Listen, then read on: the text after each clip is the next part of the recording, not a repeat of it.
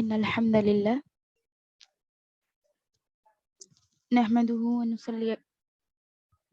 ونستعينه ونستغفره ونؤمن به ونتوكل عليه ونعوذ بالله من شرور أنفسنا ومن سيئات أعمالنا من يهده الله فلا مضل له ومن يضلله فلا هادي له وأشهد أن لا إله إلا الله وحده لا شريك له وأشهد أن محمدا عبده ورسوله أما بعد فإن خير الحديث كتاب الله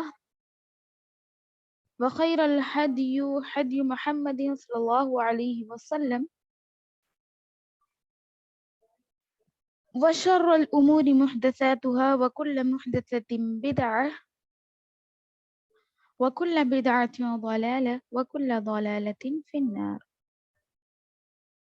فقال الله تعالى في القرآن المجيد وفي الفرقان الحميد أعوذ بالله من الشيطان الرجيم بسم الله الرحمن الرحيم وإن كنتم جنبا فاطهروا وقال تعالى في موضع آخر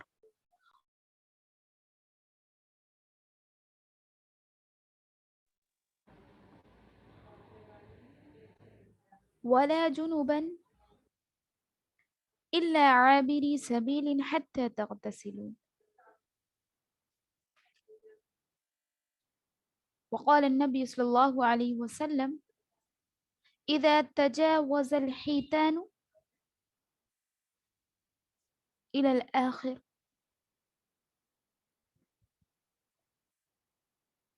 میری پیاری ماں اور بہنوں، میں تہ دل سے آپ سبھی کا استقبال کرتی ہوں۔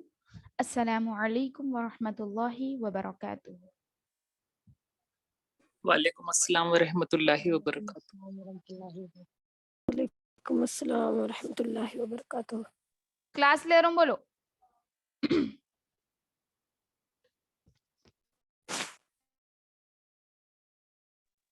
کرو جی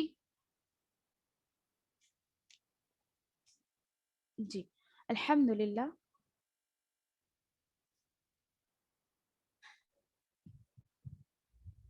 اللہ رب العزت کا میں بے انتہا شکر بجا لاتی ہوں کہ اس نے ہم کو دین کی سمجھ عطا کی، دین پر عمل کرنے کی توفیق دی، ہمیں مکلف بنایا کہ ہم اس کے دین کو پھیلائے، خود عمل کرے، دوسروں تک اس چیز کو پھیلائے۔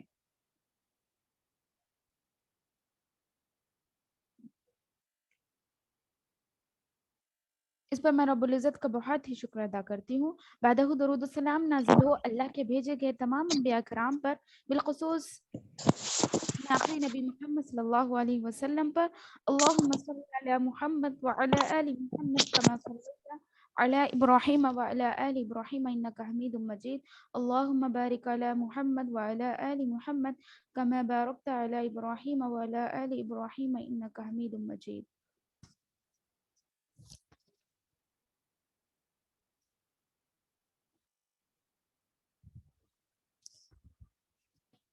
الحمدللہ ثم الحمدللہ، اللہ تعالیٰ کا شکر احسان ہے کہ اس نے ہم کو توفیق دی کہ ہم کچھ معلومات حاصل کریں وضو کے تعلق سے، طہارت کے تعلق سے۔ الحمدللہ، کیونکہ یہ جو مہینہ آ رہا ہے یہ رمضان المبارک بہت ہی بابرکت مہینہ ہے، عبادتوں کا مہینہ ہے، ہمارے لیے مہمان ہے۔ ہمیں اس کی تیاری کرنا چاہیے پہلے سے ہی، جیسے ہم گھر کی صاف ستھرائی کرتے، اسی طرح ہمیں اپنے آپ کا، اپنے جسم کا، اپنے اعمال کا، سب کا جائزہ کرنا چاہیے، اور ہمیں خود اس کی طرف اس طرح لپکنا چاہیے کہ ہم اپنے آپ کو سب سے پہلے صحیح کر لیں ہر طریقے سے۔ تو اس وجہ سے ہم نے الحمدللہ یہ پروگرام رکھا تھا تاکہ میں اور آپ اپنی اصلاح کر سکیں۔ سارے نہیں تو کچھ چیزیں جو ہمیں معلوم نہیں ہوتی ہیں، اس کے بارے میں ہمیں علم نہیں ہوتا ہے، ہو سکتا ہے ہم ان چیزوں کو معلوم کر کے چھوٹی چھوٹی نیکی کو بھی نیکی سمجھ کر اس پر عمل کرنے کی کوشش کریں تو ہو سکتا ہے اللہ تعالیٰ ہمارے چھوٹے چھوٹے گناہوں کو معاف کر دے، اور یہ بھی ہو سکتا ہے کہ اللہ رب العزت ہمارے بڑے گناہوں کو بھی معاف کرے۔ تو عبادت کی سب سے پہلی شرط طہارت تھی، جو ہم نے طہارت کے بارے میں پڑھا، اور اس کے بعد ہم نے وضو کا طریقہ کل پڑھا، نجاست کے بارے میں پڑھا تھا، اور نواقض سے وضو کیا ہے یہ بھی ہم جان چکے ہیں الحمدللہ۔ اور جو لوگ کل تھے، جو پرسوں تھے، کیا میں ان سے سوال کر سکتی ہوں کچھ پرسوں اور کل کے درس سے؟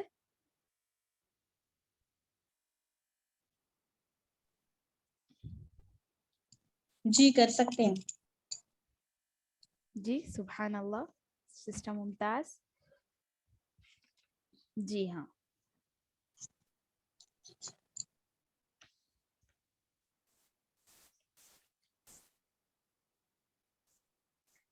نواقض سے وضو کا کیا مطلب ہے؟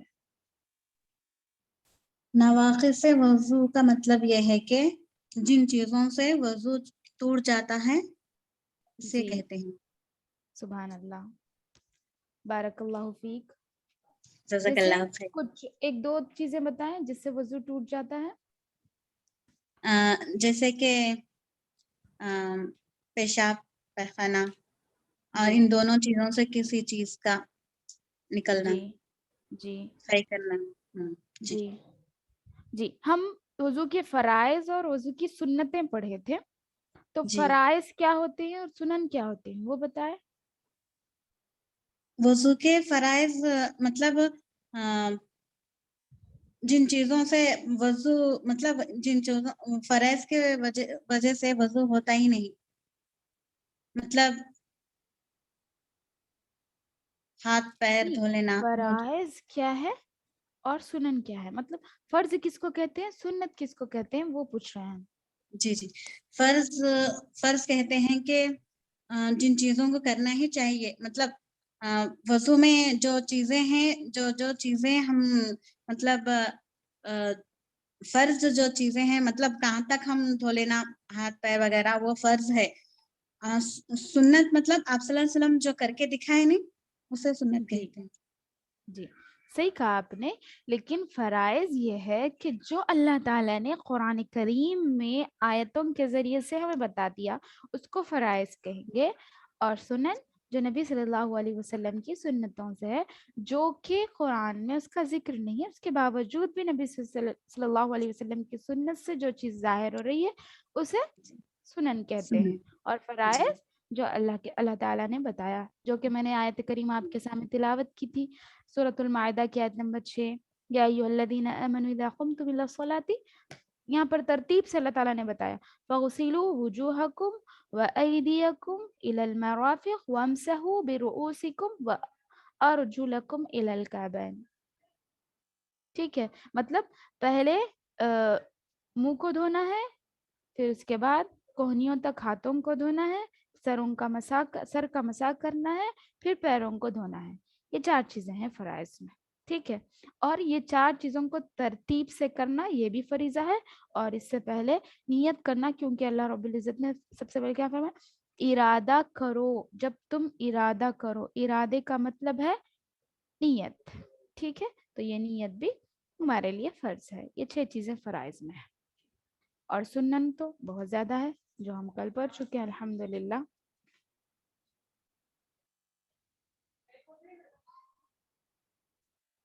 ٹھیک ہے، تو ابھی ہم پڑھ چکے ہیں کہاں تک؟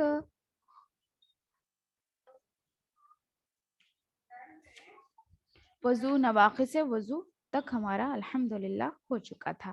اب ہے غسل کا بیان۔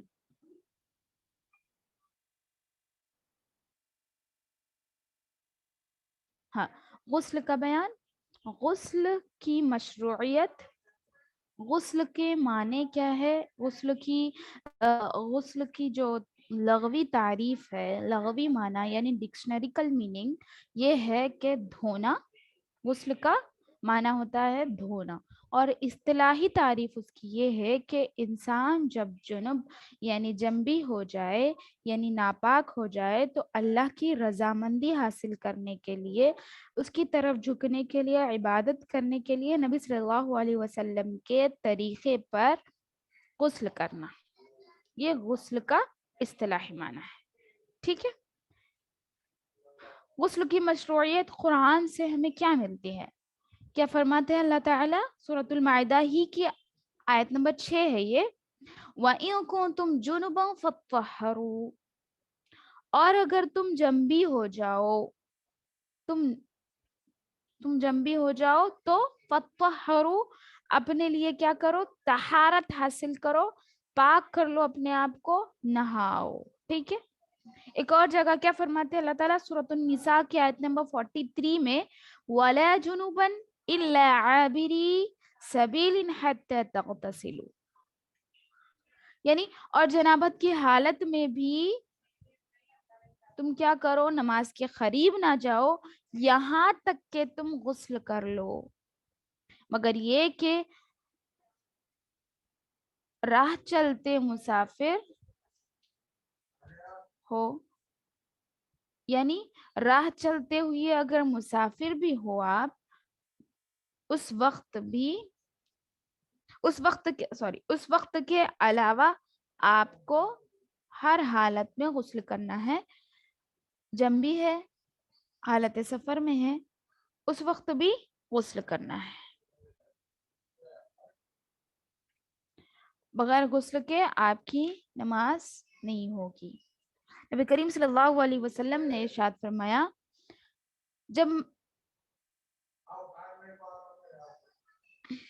جو شخص ہم بستری کر جائے تو اس پر غسل واجب ہو جاتا ہے، اور اس وقت تک وہ نماز کے قریب نہیں جا سکتا جب تک کہ وہ غسل نہ کر لیں. اب ہم جانیں گے، یہاں تک تو غسل کی تعریف ہو گئی. اب یہ جانیں گے کہ غسل کو واجب کرنے والے کام کیا ہے، یعنی کیا کرنے کی وجہ سے ہم پر غسل واجب ہوتا ہے. ٹھیک ہے. پہلی چیز، جنابت سے غسل واجب ہوتا ہے، یعنی جب کوئی مرد عورت سے جماع کر لے، خواہ منی کا انزال ہو یا نہ ہو، غسل لازم ہوتا ہے. اور اگر نیند میں ہے تو منی کے خارج ہونے سے ہی غسل ضروری ہوگا، محض خواب سے نہیں. یعنی یہ احتلام ہے. دیکھیے، کل کسی نے سوال بھی کیا تھا اس تعلق سے، یعنی جب جنابت، غسل واجب ہوتا ہے جنابت سے، یعنی اگر کوئی شوہر بیوی ہم بستری کرے تو اس پر غسل واجب ہو جاتا ہے، اور اگر نیند میں ہے تو منی کے خارج ہونے سے غسل واجب ہوتا ہے. نیند میں اگر کسی نے خواب دیکھا ہے ہم بستری کا، تو اس وقت کیا دیکھنا ہے کہ اگر منی کا انزال ہوا اس وقت غسل واجب ہوگا، ورنہ غسل واجب نہیں ہوگا. محض خواب دیکھنے سے غسل واجب نہیں ہوگا. اس کو احتلام کہتے ہیں.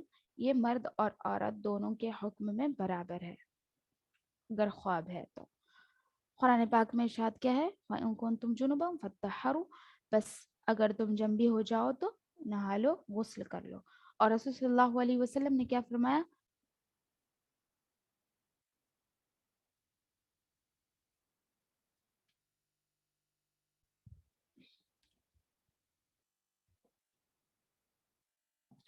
جو شخص اپنی بیوی سے ملے تو اس پر واجب ہے غسل کرنا. دوسری چیز، یہ تو جنابت ہو گیا، اس پر غسل واجب ہوتا ہے. پہلا امر جس پر غسل واجب ہوتا ہے وہ ہے جنابت، چاہے وہ احتلام کی شکل میں ہو، چاہے وہ ہم بستری کی شکل میں ہو. اور دوسری چیز ہے ماہواری اور نفاس کا خون، یعنی حیض اور نفاس کا خون.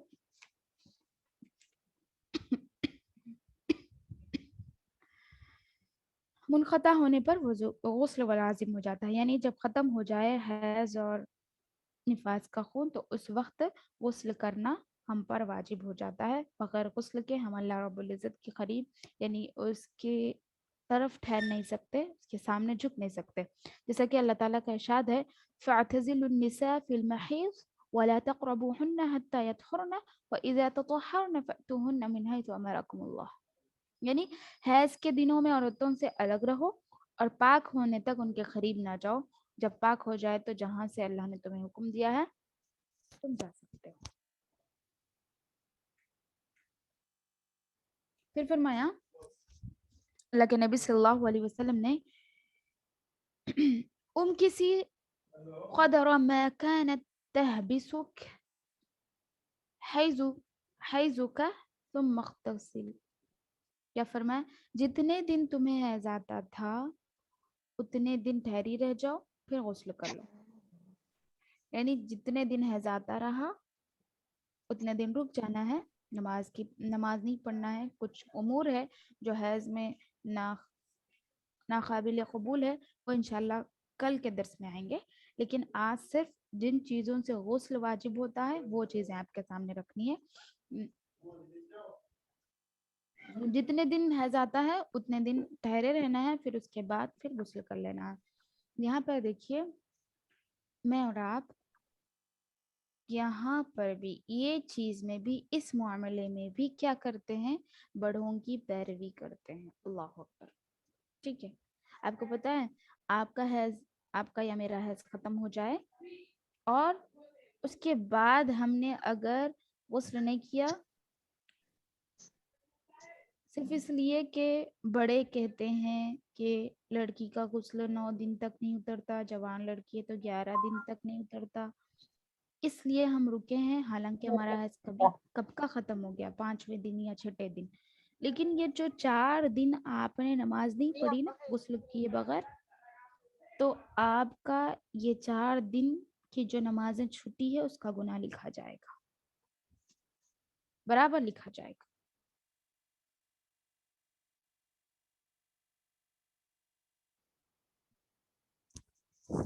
آواز نہیں آ رہی کیا میری؟ السلام علیکم. سلو آ رہی میم. سلو آ رہی؟ اچھا ہاں میں سلو بات کر رہا ہوں جی ٹھیک ہے. ہاں تو کیا فرما رہے تھے؟ ہاں تو ہم کیا کریں گے، اللہ رب العزت کی اللہ کے نبی صلی اللہ علیہ وسلم کا جو فرمان ہے کہ جتنے دن حیض آتا ہے اتنے دن ہی رکنا ہے، اس کے بعد سے غسل کر کے نماز پڑھنا، عبادتیں کرنا شروع کر دینا ہے. اگر ہم کیونکہ یہ نماز ہمارے پر فریضہ ہے، فرض عین ہے، اگر ہم نہیں کر رہے ہیں تو ہم گناہگار ثابت ہوں گے اللہ کے ہاں.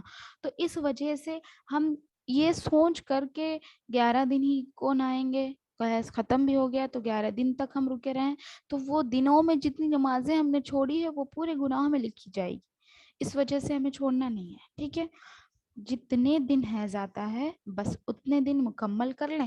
آپ کو اپنے معمول کے حساب سے خود کو معلوم ہوتا ہے 6 دن 7 دن 5 دن 3 دن، تو جتنے بھی دن آتا ہے ختم ہو گیا غسل کر لیں، نماز پڑھنا شروع کر دیں.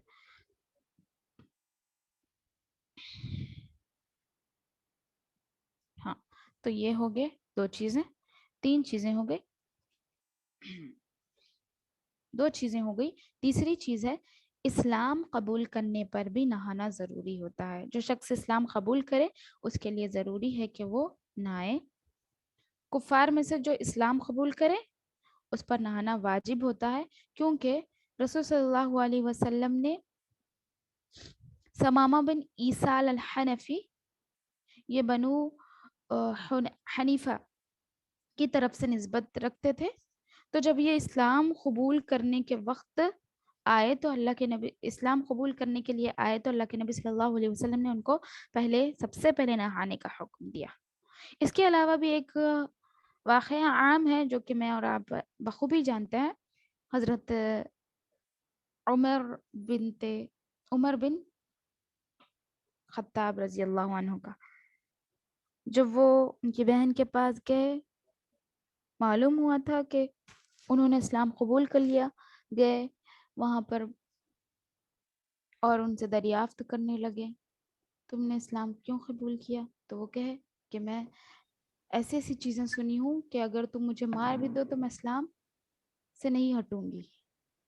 ان کی بہن نے ان سے کہا، پھر عمر رضی اللہ عنہ نے کہا اچھا تم نے ایسا کیا پڑھا ہے جو تم اتنی مطلب میرے سامنے آواز نہیں نکالنے والی، اب تم میرے سامنے بات کر رہی ہو، زبان درازی کر رہے ہو، ایسا تم نے کیا پڑھ لیا؟ لاؤ مجھے بھی دو میں بھی پڑھوں گا۔ اس طرح کے الفاظ حضرت عمر رضی اللہ عنہ نے کہا۔ پھر ان کی بہن نے کہا نہیں، آپ ایسا قرآن نہیں چھین سکتے، اگر آپ کو قرآن پڑھنا ہے یا اسلام کی طرف مائل ہونا ہے تو آپ کو سب سے پہلے غسل کرنا ہوگا۔ تو پھر انہوں نے ان کو غسل کروایا، پھر اس کے بعد وہ خود قرآن پڑھے، پھر وہیں پر اسلام قبول کر لیا۔ تو اسلام جو قبول کرنے والے ہیں، کفار میں سے اگر کوئی ہے اسلام قبول کر رہے ہیں تو ان کے لیے ضروری ہے کہ وہ غسل کریں۔ اور چوتھی چیز، موت بھی غسل کو واجب کر دیتی ہیں، جو مر جائے تو اس پر بھی غسل واجب ہے، اس لیے مسلمان جب مرتا ہے تو اس کو غسل دینا ضروری ہو جاتا ہے۔ رسول صلی اللہ علیہ وسلم کا یہی حکم ہے، صحیح حدیث میں ہے کہ حضرت زینب رضی اللہ عنہ رسول صلی اللہ علیہ وسلم کی وفات پر ان کو غسل دینے کا آپ نے حکم دیا تھا، ارشاد فرمایا تھا۔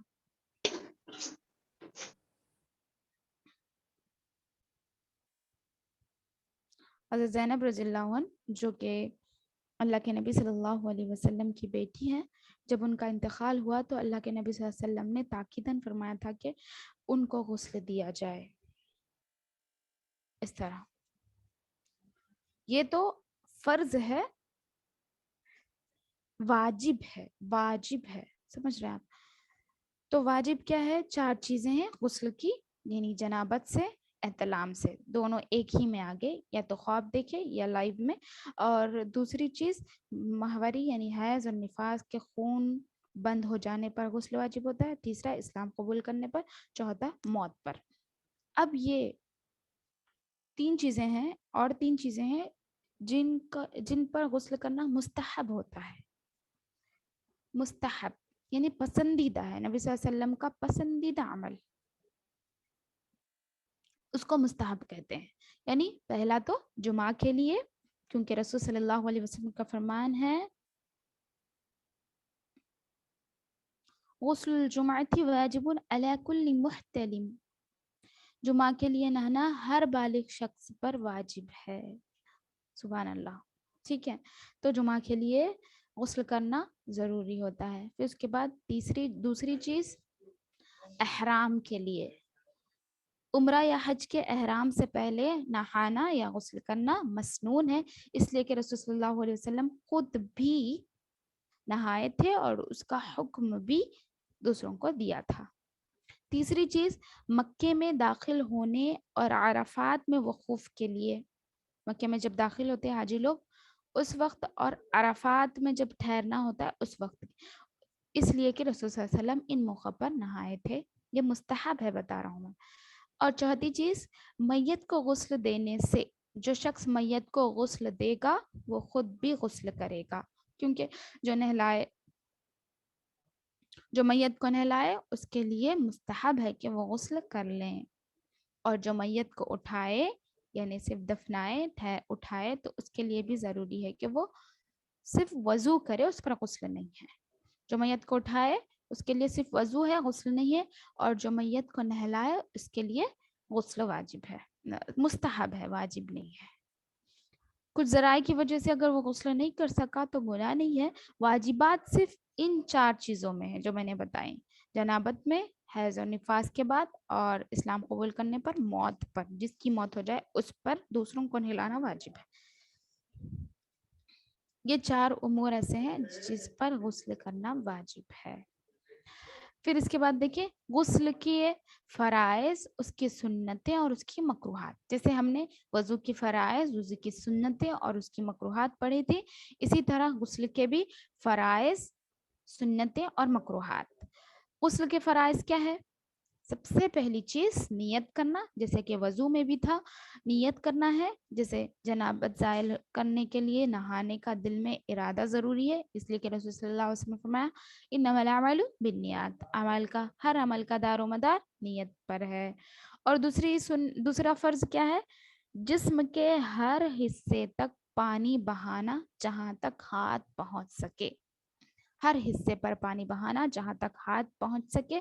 جسم کو خوب ملنا چاہیے اور پانی اس حد تک اوپر بہایا جائے کہ یقین ہو جائے کوئی جگہ خشک نہیں ہے، سوکھی نہیں ہے. ٹھیک ہے، کوئی جگہ خشک یا سوکھی نہیں رہنی چاہیے.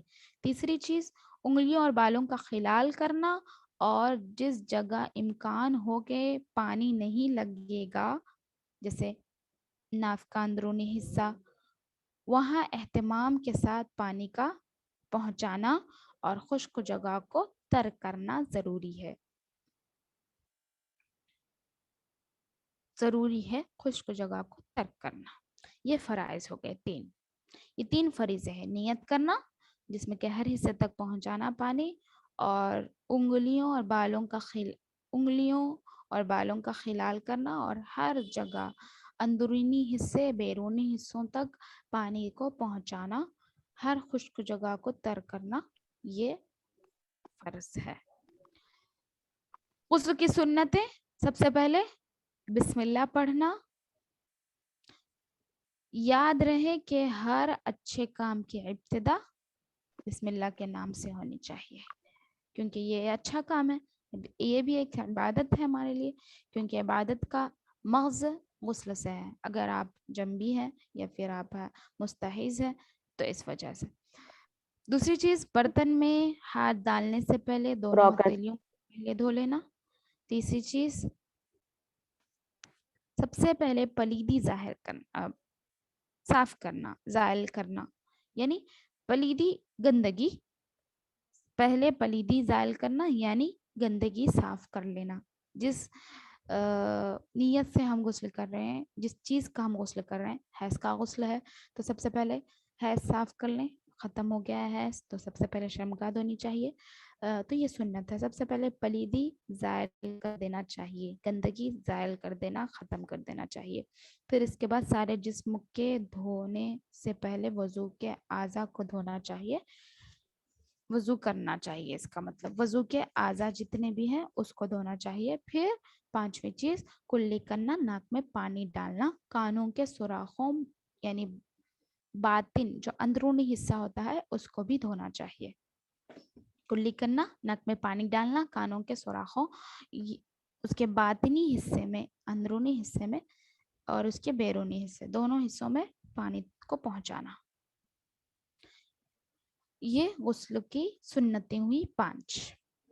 اب غسل کی مکروہات: پانی کا زیادہ استعمال نہ کریں. یہ تو وضو میں بھی تھی مکروہات میں، اس لیے کہ نبی کریم صلی اللہ علیہ وسلم نے ایک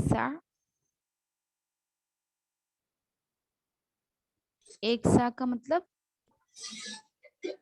2500 گرام، خالی اتنے پانی میں غسل کیا کرتے تھے. اللہ اکبر، یعنی ایک بالٹی پانی، صرف اتنے میں نبی صلی اللہ علیہ وسلم غسل کر لیا کرتے تھے. آج ہم، اللہ اکبر، اللہ ہمیں ہدایت دے. دوسری چیز ہے پلید جگہ میں بیٹھ کر نہانا. غسل کے مکروہات ہے، یہ کراہت زدہ چیزیں، مکروہ چیزیں. تو پلید جگہ یعنی گندی جگہ بیٹھ کر نہانا، اس لیے کہ چھینٹے لگنے سے جسم بھی پلید ہوگا، اس وجہ سے پلید جگہ بیٹھ کر نہیں نہانا چاہیے. تیسرے، عورت کے بچے ہوئے پانی سے غسل کرنا بھی مکروہ ہے. جیسے ہم نے پڑھا وضو بھی عورت کے بچے ہوئے پانی سے کرنا مکروہ تھا، اس لیے کہ رسول صلی اللہ علیہ وسلم نے عورت کے بچے ہوئے پانی کے ساتھ نہانے سے منع کیا ہے. چوتھی چیز، دیوار وغیرہ کا پردہ کیے بغیر کھلی جگہ میں نہانا بھی مکروہ ہے، کیونکہ حضرت میمونہ رضی اللہ عنہا فرماتی ہے کہ میں نے رسول صلی اللہ علیہ وسلم کے لیے پانی رکھا اور آپ کے لیے پردہ کیا. دو باتیں ہیں دیکھیے، میں نے پانی بھی رکھا اور آپ کے لیے پردہ بھی کیا، پھر آپ نہائے. اگر پردے کے بغیر نہانا ناپسند نہ ہوتا، یہاں جو پردے کی بات آئی حدیث میں، اگر پردے کے بغیر نہانا ناپسند نہ ہوتا تو وہ پردہ نہ لگاتی. حالانکہ نبی صلی اللہ علیہ وسلم تو مرد ہیں، ہم عورتوں کے لیے تو بے حد ضروری ہے کہ ہم پردے میں رہ کر نہائیں. اور کیا ارشاد ہے نبی صلی اللہ علیہ وسلم کا؟ ان اللہ حی ستیر یحب الحیاء فاذا اغتسل احدکم فلیستتر. یعنی بے شک اللہ تعالیٰ حیا اور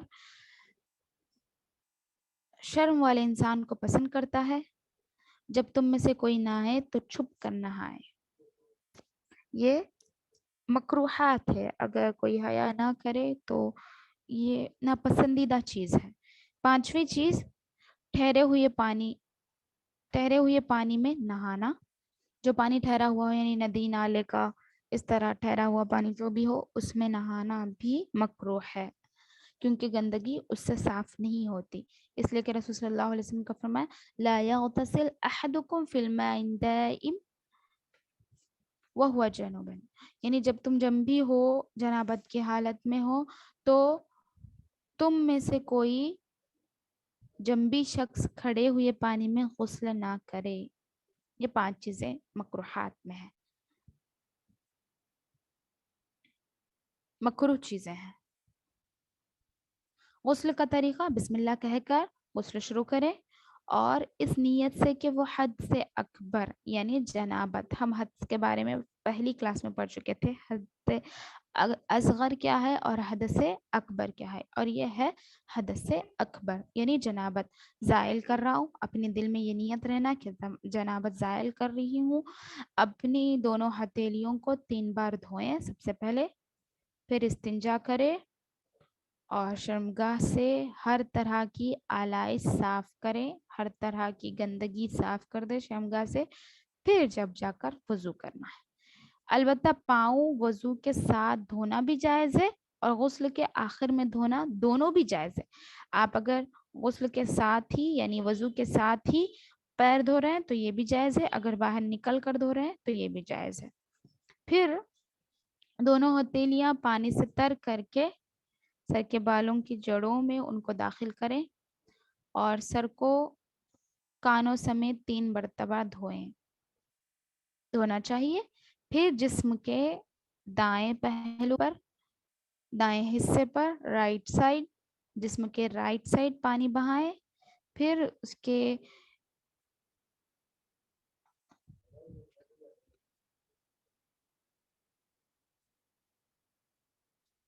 پھر اس کے بعد بائیں پہلو پر پانی بہائے 3 مرتبہ، اور پھر بغلوں کے نیچے حصے میں بھی اچھی طرح دھوئیں تاکہ کوئی حصہ خشک نہ رہے. گھٹنوں کے نیچے کا بھی اہتمام کرے کیونکہ وہاں پانی نہیں پہنچتا ہے، اس لیے کہ نبی کریم صلی اللہ علیہ وسلم کا ارشاد ہے، یعنی حضرت عائشہ رضی اللہ عنہا راوی ہے، فرماتی ہے نبی کریم صلی اللہ علیہ وسلم جب جنابت سے غسل کا ارادہ کرتے تو برتن میں داخل کرنے سے پہلے اپنے دونوں ہاتھ دھوتے اور وضو کرتے، جس طرح نماز کے لیے وضو ہوتا ہے. غسل میں بھی جس طرح نماز کے لیے وضو کرتے اسی طرح وضو کرتے. پھر بالوں کو پانی سے اچھی طرح تر کر لیتے. پھر 3 بار سر پر پانی ڈالتے اور پھر سارے جسم پر پانی بہاتے تھے. یہ صحیح سند کی حدیث ہے حضرت عائشہ رضی اللہ عنہا سے. تو اتنا ہی حصہ ہے غسل میں. اس کے علاوہ جو بھی ہم کرتے ہیں وہ سب چیزیں ممنوعات ہیں، مکروہات ہے، جو ہم نے اپنی طرف سے ایجاد کر لی ہیں.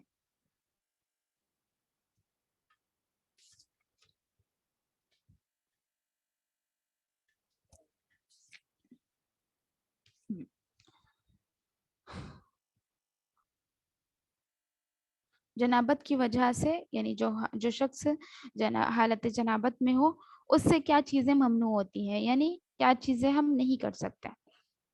ایک تو قرآن کا پڑھنا ممنوع ہے، حیض والی عورت جنبی قرآن میں سے کچھ نہ پڑھیں، یہ نبی کریم صلی اللہ علیہ وسلم کا قول ہے۔ دوسری چیز مسجد میں داخل ہونا، اللہ یہ کہ راستے کے طور پر اس میں ٹھہرے بغیر گزر سکتا ہے، لیکن مسجد میں ٹھہرنا نہیں ہے بلکہ ایسا جا کے آنا ہے تو جا سکتا ہے، لیکن ٹھہرنا ہے تو مسجد میں نہیں جائیں گے۔ تیسری چیز نماز پڑھنا، فرض ہو یا نفل کوئی بھی نماز نہیں پڑھ سکتے، کیونکہ اللہ تعالیٰ کا کیا فرمان ہے، یا ایھا الذین آمنوا لا تقربوا الصلاۃ وانتم سکارى حتی تعلموا ما تقولون، پھر اس کے بعد کیا فرمایا، ولا جنبا الا عابری سبیل حتی تغتسلوا، نہ شرابی شخص نماز کے قریب جا سکتا ہے اور نہ ہی جنبی شخص نماز کے قریب جا سکتا ہے یہاں تک کہ وہ غسل نہ کر لے۔ چوتھی چیز قرآن کو ہاتھ لگانا بھی ممنوع ہے، کیونکہ انہو لقرآن کریم فی کتاب مکنون، اس طرح لا یمسہ الا المطہرون، یہ آیت ہے۔ کیا فرمایا اللہ تعالیٰ نے، یہ سورۃ الواقعہ کی آیت ہے 77 سے 79 تک، 3 آیت ہے۔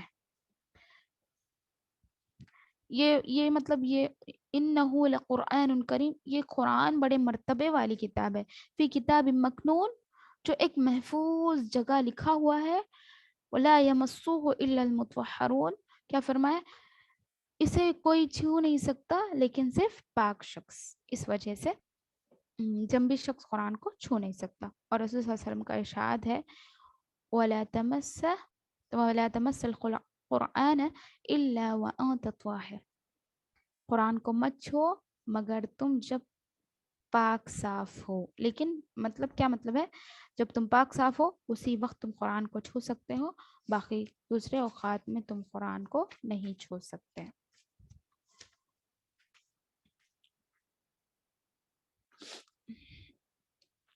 یہاں تک ہو گیا غسل کا بیان، اب ہے تیمم کا بیان۔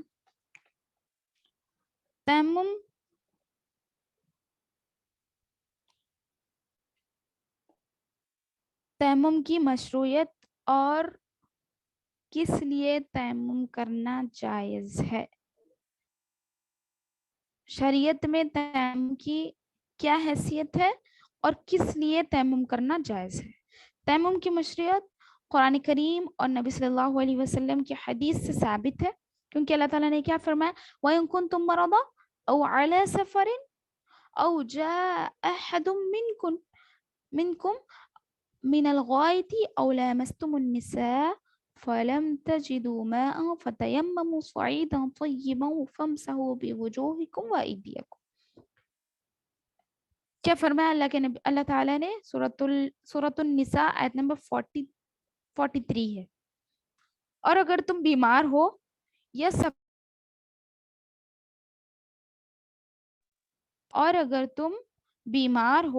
یا سفر میں ہو یا تم میں سے کوئی بیت الخلاء سے آیا ہو، یا تم میں سے کوئی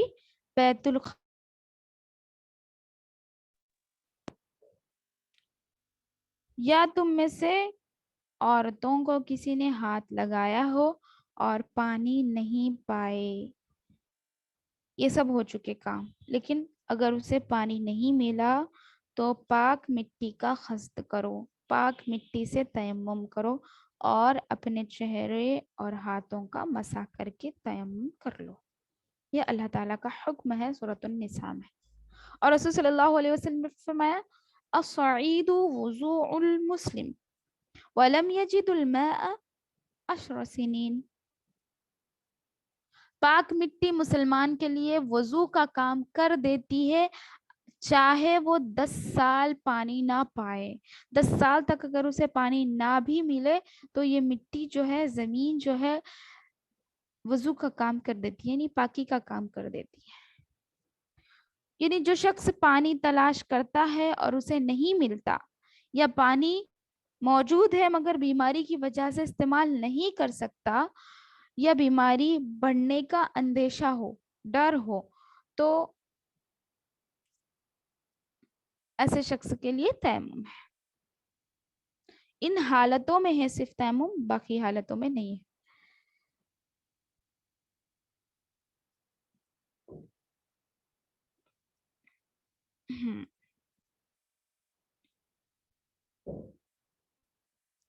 اور کوئی شخص ایسا بیمار ہے کہ وہ اس کی بیماری کی وجہ سے حرکت کر نہیں سکتا اور اسے پانی دینے والا کوئی نہیں ہے اور نماز کا وقت ختم ہو رہا ہے، تو اس وقت بھی وہ جہاں ہے وہاں سے مٹی سے تیمم کر سکتا ہے، کر نماز پڑھ لے. ہاں، اور ایک مسئلہ اور ایک شرط کیا ہے؟ اگر پانی خلیل مقدار میں، بہت کم ہے پانی، جس سے بعض اعضاء دھو سکتا ہے لیکن بعض اعضاء کے لیے پانی نہیں ہے، یعنی بعض اعضاء وہ دھو سکتا ہے لیکن بعض اعضاء کے استعمال کے لیے اس کے پاس پانی باقی نہیں ہے، تو وہ تیمم کر سکتا ہے. کیونکہ اللہ تعالیٰ کا کیا فرمان ہے؟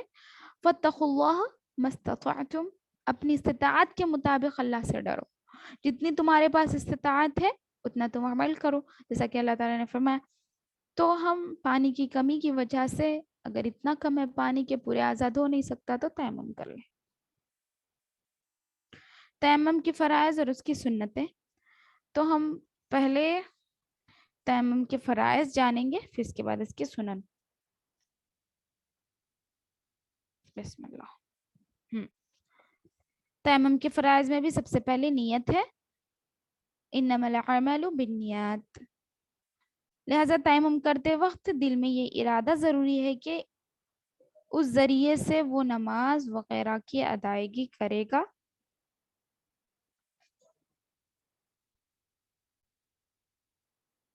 دوسری چیز مٹی کا پاک ہونا.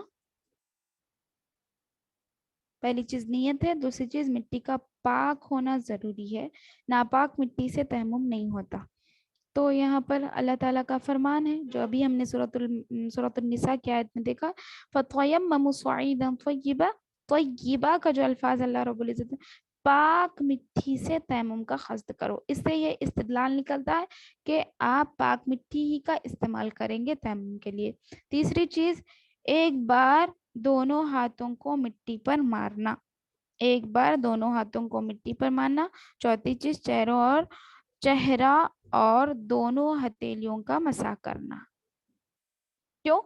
کیونکہ اللہ تعالیٰ کا حکم ہے فَامْسَحُوا بِوُجُوهِكُمْ وَأَيْدِيكُمْ، تم اپنے ہاتھوں اور چہرے کا مسح کرو.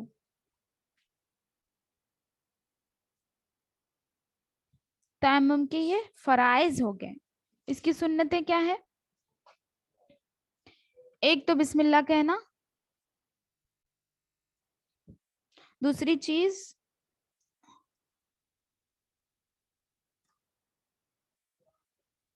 دو مرتبہ، یعنی فرض میں کیا بتایا کہ ایک ہی مرتبہ آپ مٹی پر ہاتھ ماریں گے. دوسری بار مٹی پر ہاتھ مارنا اس لیے کہ ایک بار ایسا کرنا فرض ہے اور کافی ہے، جبکہ دوسری بار کرنا سنت ہے.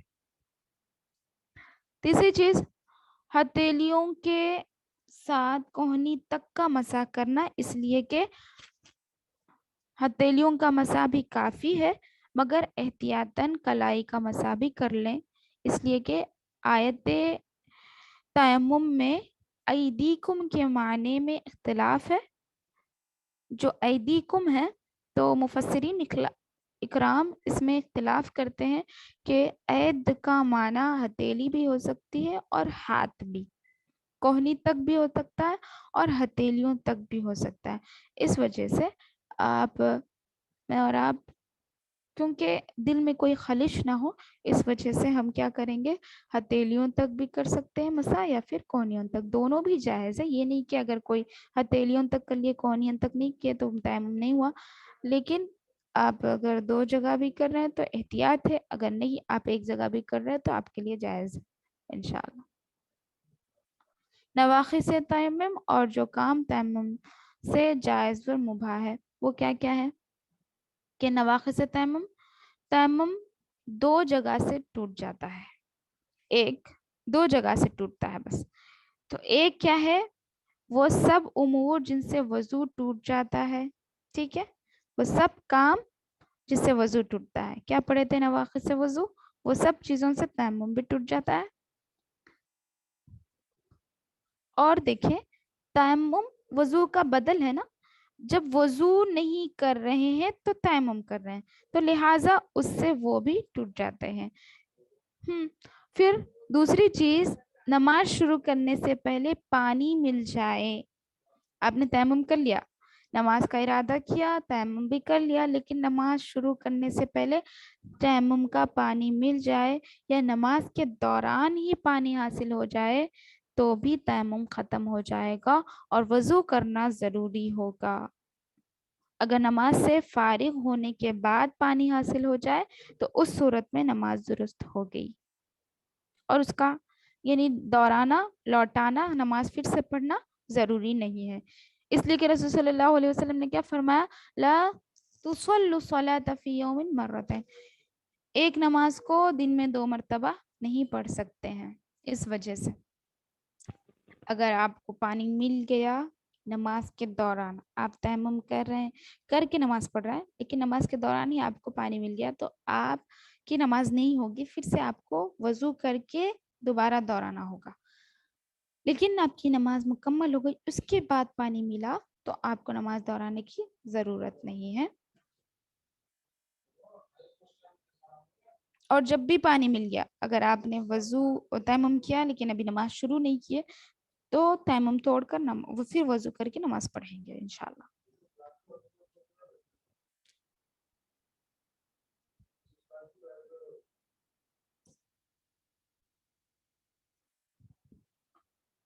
تیمم سے کون سے کام جائز ہو جاتے ہیں؟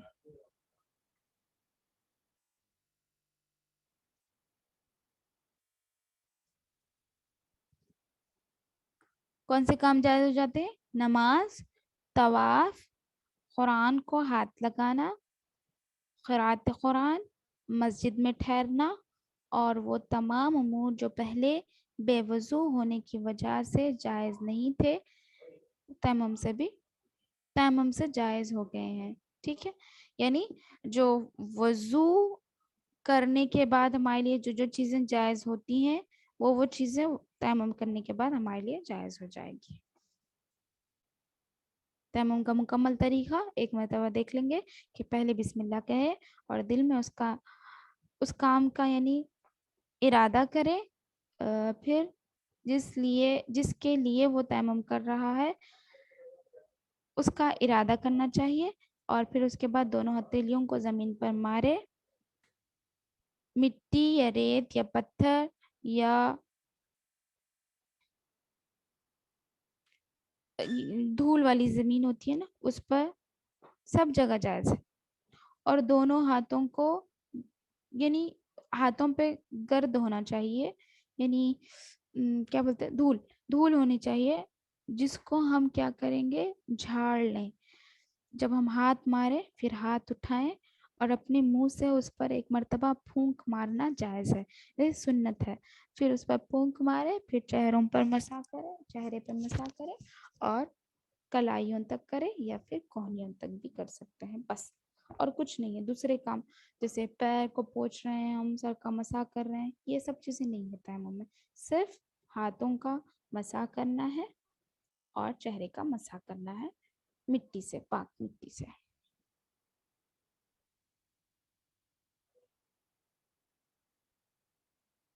ایک سوال یہاں پر یہ پیدا ہوتا ہے کہ اگر تیمم نہیں ٹوٹا، یعنی جن امور سے وضو ٹوٹتا ہے انہی امور سے تیمم ٹوٹتا ہے نا، تو اگر تیمم نہیں ٹوٹا تو ایک ہی تیمم سے کئی نمازیں پڑھنی جائز ہے؟ ایک مسئلہ ہے، اور اس مسئلے میں اگرچہ اختلاف ہے،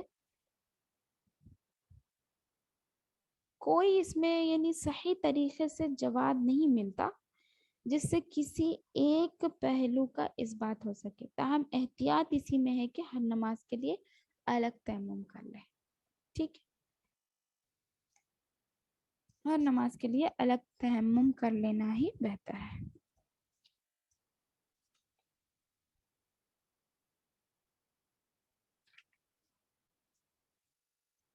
تیمم کا بیان الحمدللہ مکمل ہو چکا. اب ہے موزوں اور پٹوں پر مزاح کا بیان. موزوں اور پٹوں یعنی پٹی باندھی ہوئی ہے کسی پر، کسی کے ہاتھ یا پیر پر، اور موزے پہنے رکھے ہیں، ساکس کوئی، تو اس کی کیا مسائل ہیں؟ موزوں اور پٹوں پر مساح کی مشروعیت کیا ہے کہ موزے اور جو چیزیں اس کی برابر کی ہے، اس کی فائدہ حیثیت میں ہے، مثلا جرابین ہے، باریک موزے، موٹے موزے، تساخین، اس کو بھی، یہ بھی موزوں کی ایک قسم ہے. جتنی بھی قسم کے موزے ہوں یعنی ساکس ہو، ان پر مسح کرنا کتاب و سنت سے ثابت ہے. ان پر مسح کرنا کتاب و سنت سے ثابت ہے. قرآن پاک میں وضو کی آیت مبارکہ میں وَأَرْجُلَكُمْ میں ایک قرات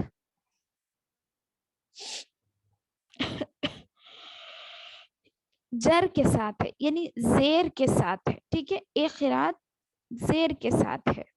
یہ اس وقت ہے جب اس کا عطف وَامْسَحُوا بِرُؤُوسِكُمْ پر ہو. یعنی یہاں پر اللہ تعالیٰ کیا فرمائے؟ وَامْسَحُوا بِرُؤُوسِكُمْ، پھر اس کا جو جر ہے یعنی زیر ہے، رؤوسکم کا سین پر جو زیر ہے، اس کا اطلاق ارجلکم کے ساتھ بھی ہے. یعنی مسا جو آپ سر کا کر رہے ہیں تو اس کا اطلاق، اس کا عطف، یا جہاں پر واو جو عطفیہ ہے ارجلکم میں، تو یہ وہ عطف ہے. تو وہ کیا کرتا ہے؟ موزوں اور جرابوں کے لیے کافی ہو جاتا ہے. یعنی موزوں اور جرابوں پر مسح کرنے کے جواز پر یہ چیز دلالت کرتی ہے، دلیل ہے، یہ ایک پروف ہے. اور جواز مسح سنت سے ثابت بھی ہے، کیونکہ رسول صلی اللہ علیہ وسلم نے کیا فرمایا؟ اذا توضأ احدکم فلبس خفیہ فلیمسح علیہا فلیصل. یعنی اگر تم میں سے کوئی شخص وضو کرنے کے بعد موزے پہنے تو، وضو کرنے کے بعد یعنی باوضو ہو کر وہ موزے پہن رہا ہے، باوضو ہے وہ جب وہ موزے پہنا، ساکس جب پہنا، جب وہ باوضو تھا، تو اگلے وضو میں اس پر مسح کر لیں. آپ کا وضو ٹوٹ گیا تو اگلے وضو میں اس پر صرف مسح کر کے نماز پڑھ لیں، اور ما سوا جنابت کے اگر چاہے تو موزے نہ اتاریں. ٹھیک ہے، اگر وہ جنبی ہو رہا ہے، جنبی کے علاوہ دوسری چیزوں سے اگر اس کا وضو ٹوٹ رہا ہے جنابت کے علاوہ، تو وہ صرف نماز کی حالت میں نماز جب پڑھنا ہو تو وہ پورا وضو کرے گا، لیکن موزوں پر صرف مسح کرے گا. پیر دھونے کی اسے ضرورت نہیں ہے، موزے اتارنے کی اسے ضرورت نہیں ہے. لیکن جنابت ہے، جنبی حالت ہے، تو وہ موزے اتارے گا، غسل بھی کرے گا، پھر وضو بھی کرے گا، اس طرح. ہاں، اس حدیث میں موزوں پر مسح کی مدت کا اظہار اللہ کے نبی صلی اللہ علیہ وسلم نے نہیں کیا. موزوں کی مسح کی مدت کیا ہے؟ کتنی دیر تک موزے پہن کے ہے تو کر سکتا، کتنی دیر تک ہے تو نہیں کر سکتا، اس بارے میں اللہ کے نبی صلی اللہ علیہ وسلم نے اس حدیث میں نہیں بتایا. مگر ایک اور حدیث میں وقت کی پابندی کا بیان بھی ہے. ٹھیک ہے، وہ حدیث بھی میں آپ کے سامنے رکھوں گی. کیا فرمایا اللہ تعالیٰ، اللہ کے نبی صلی اللہ علیہ وسلم نے کہ پٹوں پر مسح کی مشروعیت رسول صلی اللہ علیہ وسلم کے اس فرمان سے ثابت ہے. کیا والا؟ جو آپ صلی اللہ علیہ وسلم نے اس صحابی رسول کے بارے میں فرمایا جس کا سر زخمی ہو گیا تھا اور نہانے سے وہ فوت ہو گیا.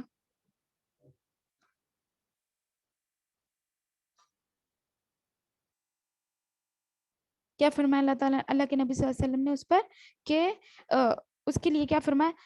اسے یہی کافی تھا کہ وہ تیمم کرتا، زخم پر پٹی باندھتا اور اس پر مسح کر لیتا، اور پھر باقی جسم کا غسل کر لیتا. جہاں تک اس کی پٹی ہے وہاں تک مسح کرتا اور تیمم کر لیتا، اور باقی جسم پر نہا لینا اس کے لیے کافی ہے. اسلام دیکھیے آسانی چاہتا ہے. اسی طرح تیمم کے بیان میں آپ کے سامنے ایک واقعہ رکھنا بھول گئی. ایک مرتبہ کا کیا واقعہ ہے کہ نبی صلی اللہ علیہ وسلم کچھ کام کی وجہ سے لیٹ ہو گئے، مسجد میں داخل نہیں ہوئے.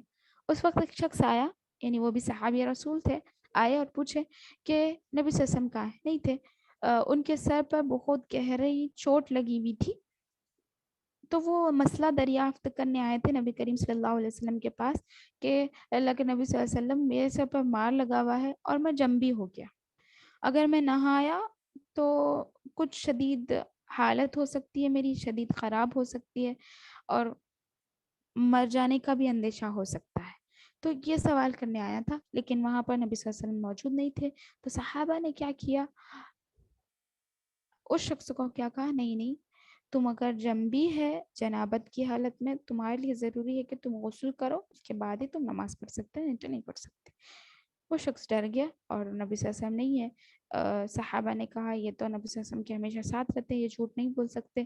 گیا نہا لیا اور اس کا انتقال ہو گیا، وہ فوت ہو گیا، وفات پا گیا.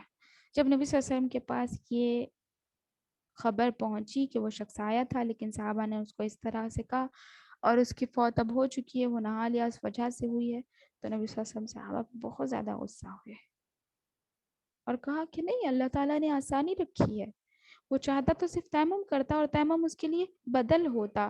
کیونکہ اللہ تعالیٰ کیا فرمائے کہ تم جب ابھی ہم نے آیت پڑھی تھی نا تیمم کے بیان میں، پہلی آیت کیا تھی کہ وَإِن كُنتُم مَرْضَىٰ أَوْ عَلَىٰ سَفَرٍ أَوْ جَاءَ أَحَدٌ مِّنكُم مِّنَ الْغَائِطِ أَوْ لَامَسْتُمُ النِّسَاءَ. لَامَسْتُمُ النِّسَاءَ کا معنی ہے جنابت کرنا، ہم بستری کر لینا. پھر اس کے بعد اللہ تعالیٰ نے کیا فَلَمْ تَجِدُوا مَاءً، تو جب تم پانی نہ پاؤ فَتَيَمَّمُوا صَعِيدًا طَيِّبًا، تو تم چاہے تو پاک مٹی سے تیمم کر لو. ٹھیک ہے، تو مردا بھی ہے اس میں، سفر بھی ہے، یعنی مریض کے لیے ہے، سفر کے لیے ہے. مسافر اور مریض کے لیے جب وہ پانی نہ پائے، جب وہ قضاء حاجت کے لیے، رفع حاجت کے لیے گئے، پانی نہ پائے تو مٹی سے اپنے آپ کو صاف کرے، اور یا پھر وہ جنبی ہو جائے اسی حالت میں، یعنی مسافر جنبی ہو جائے یا پھر مریض جنبی ہو جائے، تو اس وقت بھی وہ کیا کر سکتا ہے، تیمم کر کے اپنے آپ کو پاک کر سکتا ہے. اس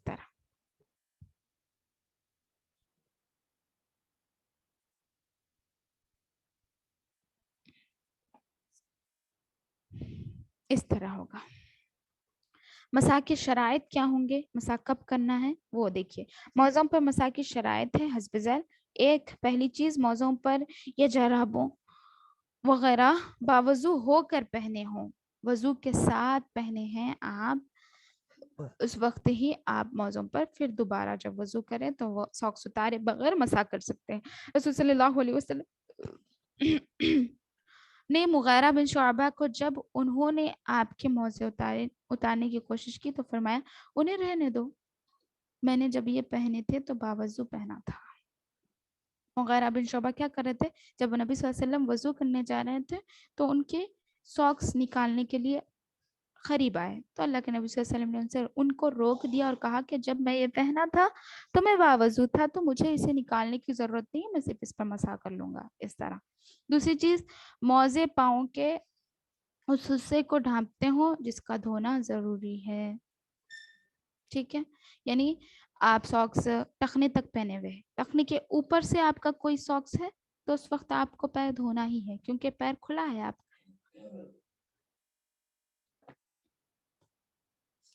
تیسری چیز، اتنے موٹے ہوں کہ اس کے نیچے سے پاؤں کا چمڑا نہ نظر آتا ہو. چمڑا کسی کا بھی نظر نہیں آتا، اگر ساکس پہن لیے تو چمڑا نظر نہیں آتا نا، تو اس وقت آپ نہ اتاریں. چوتھی چیز، مقیم کے لیے مدت مساح 1 دن 1 رات ہے. یعنی مقیم مسافر میں فرق ہے، مقیم یعنی رہنے والا، جو آپ اپنے گھر میں ہیں تو اس کے لیے مساح کی مدت کتنے دن ہے، 1 دن 1 رات یعنی 24 گھنٹے. اور مسافر کے لیے اس سے زائد نہیں ہے، اور مسافر کے لیے 3 دن اور 3 راتیں ہیں. اس کے راوی، اس کی بھی ایک حدیث ہے دلیل کے طور پر، حضرت علی رضی اللہ عنہ فرماتے ہیں کہ رسول صلی اللہ علیہ وسلم نے مسافر کے لیے مساح کی مدت 3 دن اور 3 راتیں اور مقیم کے لیے 1 دن اور 1 رات مقرر فرمائی ہے. ایک مقیم شخص کیا کر سکتا ہے، 1 دن اور 1 رات میں 1 رات تک ہی موضوع پر مساح کر سکتا ہے، اور باقی جو مسافر ہو تو وہ اس کی مدت 3 دن اور 3 راتیں. پانچویں چیز، مساح کے بعد ان کو اتارا نہ ہو.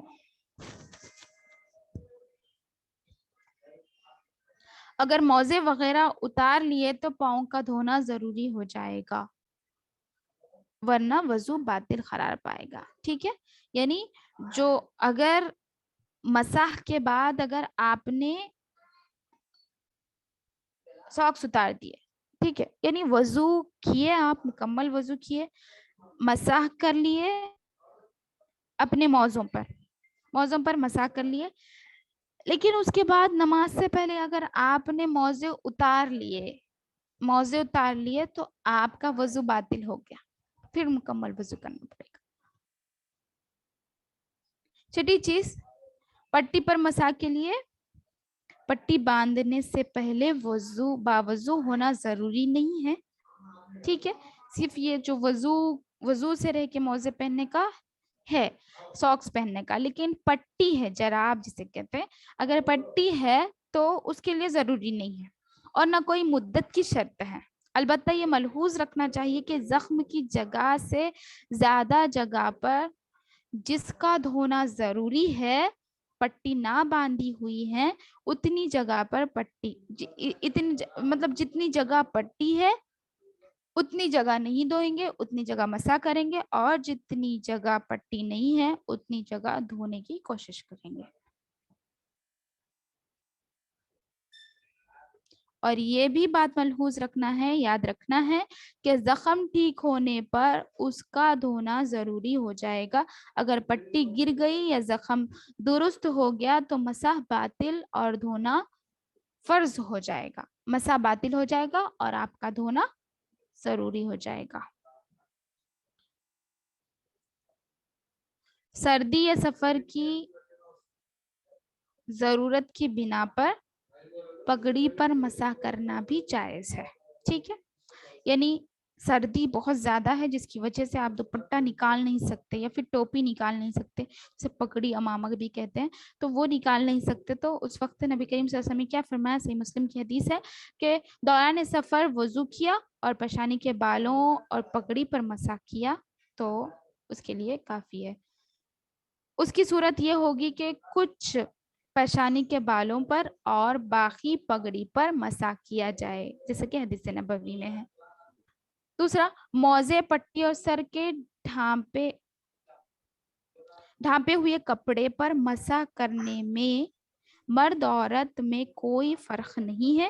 جس طرح مردوں کے لیے ان اشیاء پر مسح کرنا جائز ہے ایسے ہی عورتوں کے لیے بھی ان اشیاء پر مسح کرنا جائز ہے. یعنی مرد پگڑی پہنے ہوا ہے، عورت دوپٹہ باندھی ہوئی ہے، تو مرد پگڑی پر مسح کرے گا اور عورت دوپٹے پر مسح کرے گی. سخت سردی ہے اور سفر میں ہے، آپ نکال نہیں سکتے، تو اس وقت جیسے ابھی ہم سفر میں ہے، کوئی منامرم ٹروا ہے، ہم دوپٹہ نکال نہیں سکتے، ایسی حالت میں آپ سر پر صرف مسح کریں، دوپٹہ پورا نکال کر نہ کریں. اور اگر دوپٹہ نکال کر سکتے ہیں، کوئی دیکھنے کا اندیشہ نہ ہو، تو آپ ہر آرام سے کام کر سکتے ہیں. موزوں پر مسح کا طریقہ کیا ہونا چاہیے؟ موزے پر مسح کرنے کا طریقہ کیا ہے کہ ہاتھ کو تر کر کے پاؤں کی انگلیوں کی طرف سے شروع کر کے پنڈلی تک چھوتا ہوا لائے، اس طرح چھوتا ہوا لانا ہے، اور یہ صرف اوپر کے حصے پر ہی کرنا ہوگا، نچلے حصے پر نہیں، صرف اوپری حصے پر، نیچے حصے پر نہیں کریں گے. اس کے راوی حضرت علی رضی اللہ عنہ ہے، کہتے ہیں کہ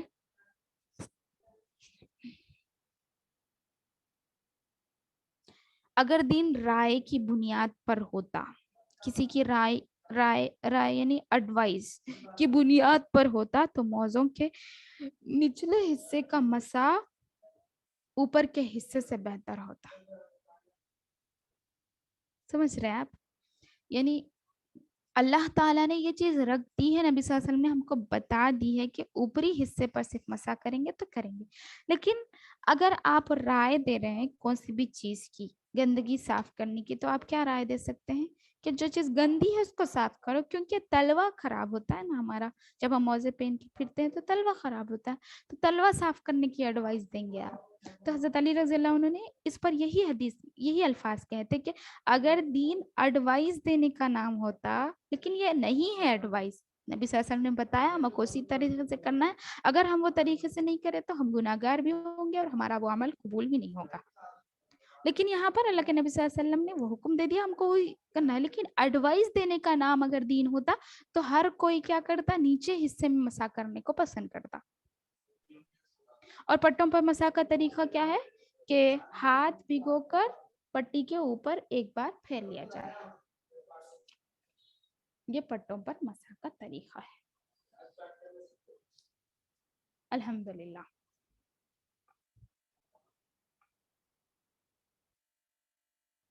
अल्हम्दुलिल्लाह हम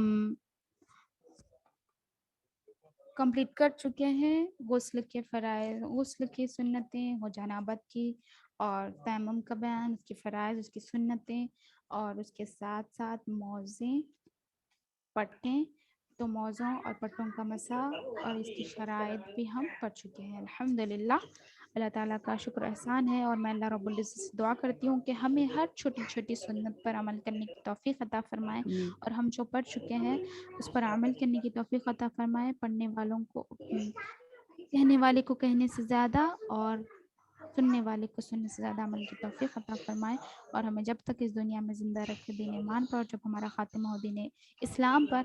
आमीन। व आखिरु दावाना अनिल हम्दुलिल्लाहि रब्बिल आलमीन। अल्लाहुम्मा सल्ली व सल्लिम अला नबिय्यिना मुहम्मद।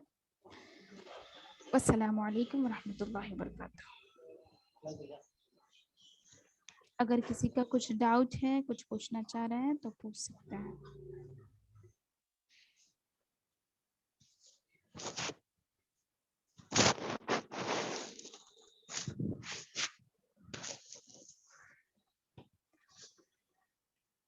किसी का कुछ डाउट है? अस्सलाम वालेकुम। वालेकुम अस्सलाम व रहमतुल्लाहि व बरकातुहू। मैम जब पहली बार हैज आता है ना बच्चियों को, जी जी जब भी 5-6 दिन उसके बाद गुस्ल करना है या नहीं, कुछ शराइत है उसके? नहीं, इसकी भी कुछ भी शराइत नहीं है। जब गुस्ल यानी जब हैज़ ख़त्म हो जाए आप उसके बाद उसका गुस्ल करवा दें। जी वही फर्स्ट टाइम, मतलब घर से बाहर नहीं जाना, ऐसा कुछ है क्या मैम? नहीं, ऐसे भी कुछ भी शराइत हमें कुरान और हदीस से नहीं मिलता। अलबत्ता मतलब लड़की को उस ताल्लुक से कुछ पता नहीं होता है, इस वजह से आप घर में रोके रखें तो उसमें कोई हर्ज की बात नहीं, लेकिन उसको एक बिदात बना ली गई हमारे माशरे में, वो जी गलत है। वो एक बिदात बना ली गई कि बच्चे को बिठाया जाता है, न जाने उसके साथ क्या क्या किया जाता है, वल्लाहु आलम। लेकिन अल्लाह ताला हमको उससे महफूज रखे। लेकिन ऐसा करना कुरान और हदीस से, अपन को इस्लामी शरीयत से कहीं भी नहीं मिलती है बात, ठीक है? ऐसा नहीं करेंगे। बल्कि अगर लड़की है, छोटी है, उसे पता नहीं है, वो बाहर जाएगी तो उसे समझ नहीं आएगा, कुछ ऐसी बात है तो उसे अंदर बंद रखें, कोई बात नहीं। जो फूड कुछ भी दे सकते हैं मैम? हाँ, आप हेल्दी फूड भी खिलाएं, कुछ भी खिलाएं। अल्हम्दुलिल्लाह। जज़ाकल्लाह खैर मैम। आमीन। अस्सलाम वालेकुम बाजी। वालेकुम अस्सलाम व रहमतुल्लाहि व बरकातुहू। अब अस्कार पीरियड्स के टाइम पे पढ़ सकते हैं बाजी? हाँ, जुबान पाक है, अस्कार आप पढ़ेंगे, पढ़ सकते नहीं, पढ़ना ज़रूरी है इंशाल्लाह, क्योंकि हम और नमाज से दूर होते हैं, इस वजह से नमाज से दूर होते हैं, इस वजह से अस्कार तो भी पढ़ना हमारे लिए बहुत ज़रूरी हो जाता है, ठीक है? और पीरियड्स के टाइम पे पीरियड्स आते हैं तो शिशु निकल जाता, समझ में नहीं आता ना बाजी, फिर वो टाइम पे कैसे पढ़ सकते हैं बाजी? नहीं, आपकी आवाज़ समझ में नहीं आई मुझे, फिर पूछिए। पीरियड्स के टाइम पे पीरियड्स हो रहा है या नहीं, तो कभी कभी शिशु भी निकल जाता ना बाजी, तहारत निकल जाता तो समझ में नहीं आता ना, उस टाइम भी पढ़ सकते बाजी अस्कार? सुभान अल्लाह अल्हम्दुलिल्लाह अल्लाहु अकबर। हाँ, पढ़ सकते हैं। अस्कार के लिए कुछ भी नहीं है शर्त, ठीक है? अल्लाह का ज़िक्र हमेशा कर सकते हैं, ज़ुबान पाक है, कुरान छूना नहीं है। अगर कुरान की आप मतलब सिर्फ तिलावत कर रहे हैं ज़ुबान से तो वो भी आपके लिए जायज़ है, लेकिन छूना नहीं है हैज़ की हालत में या फिर नापाकी की हालत में, और जब ओके नजिस हो जब छीना नहीं है। ओके, जी, जज़ाकल्लाह बाजी। आमीन वैया की। और किसी का कुछ सवाल?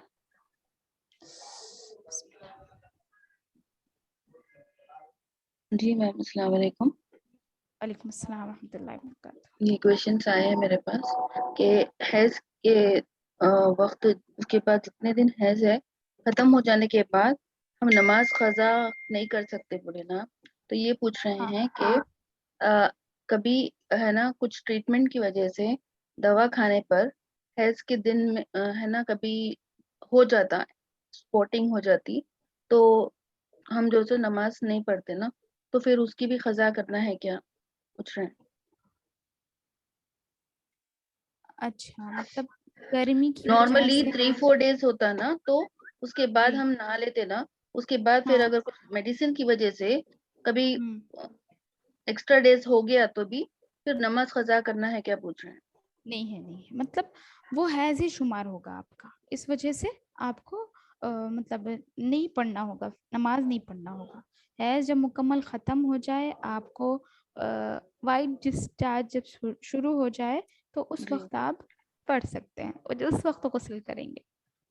ٹھیک ہے، اوکے. جی جب حیض جی ختم ہو جائے گا تو آپ کو ایک علامت کے طور پر اس کے مطلب ڈیٹیل انشاءاللہ کل آئے گی آپ کے سامنے، جی لیکن کیونکہ آپ نے سوال پوچھا ہے تو میں آپ کو جواب دے رہی ہوں کہ اس کے بعد آپ کو تھوڑا سا وائٹ ڈسچارج ہوگا جس کی وجہ سے مطلب وہ ایک سائن ہے کہ حیض ختم ہو گیا.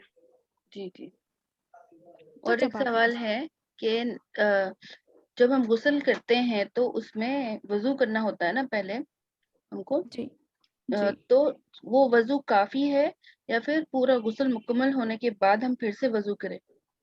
دیکھیے وضو نبی صلی اللہ علیہ وسلم سے کیا ہے، روایت مروی ہے کہ نبی صلی اللہ علیہ وسلم جب غسل کرتے تو جو وضو سے غسل کرتے یعنی غسل سے پہلے جو وضو کرتے تو وہی وضو سے نماز بھی پڑھتے تھے، لیکن شرط کیا تھی، نبی صلی اللہ علیہ وسلم اس کے بعد شرمگاہ کو ہاتھ نہیں لگاتے تھے.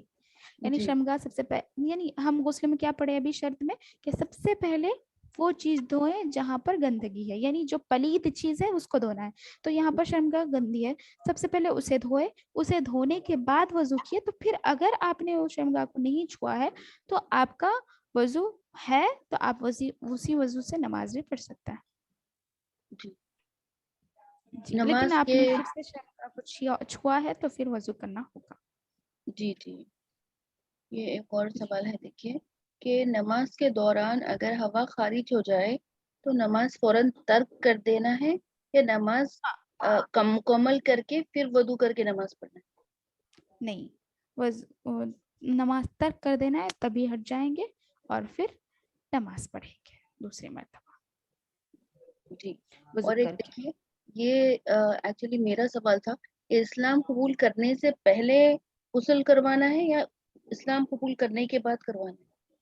پہلے غسل کروا کر اسلام قبول کروانا ہے. جی.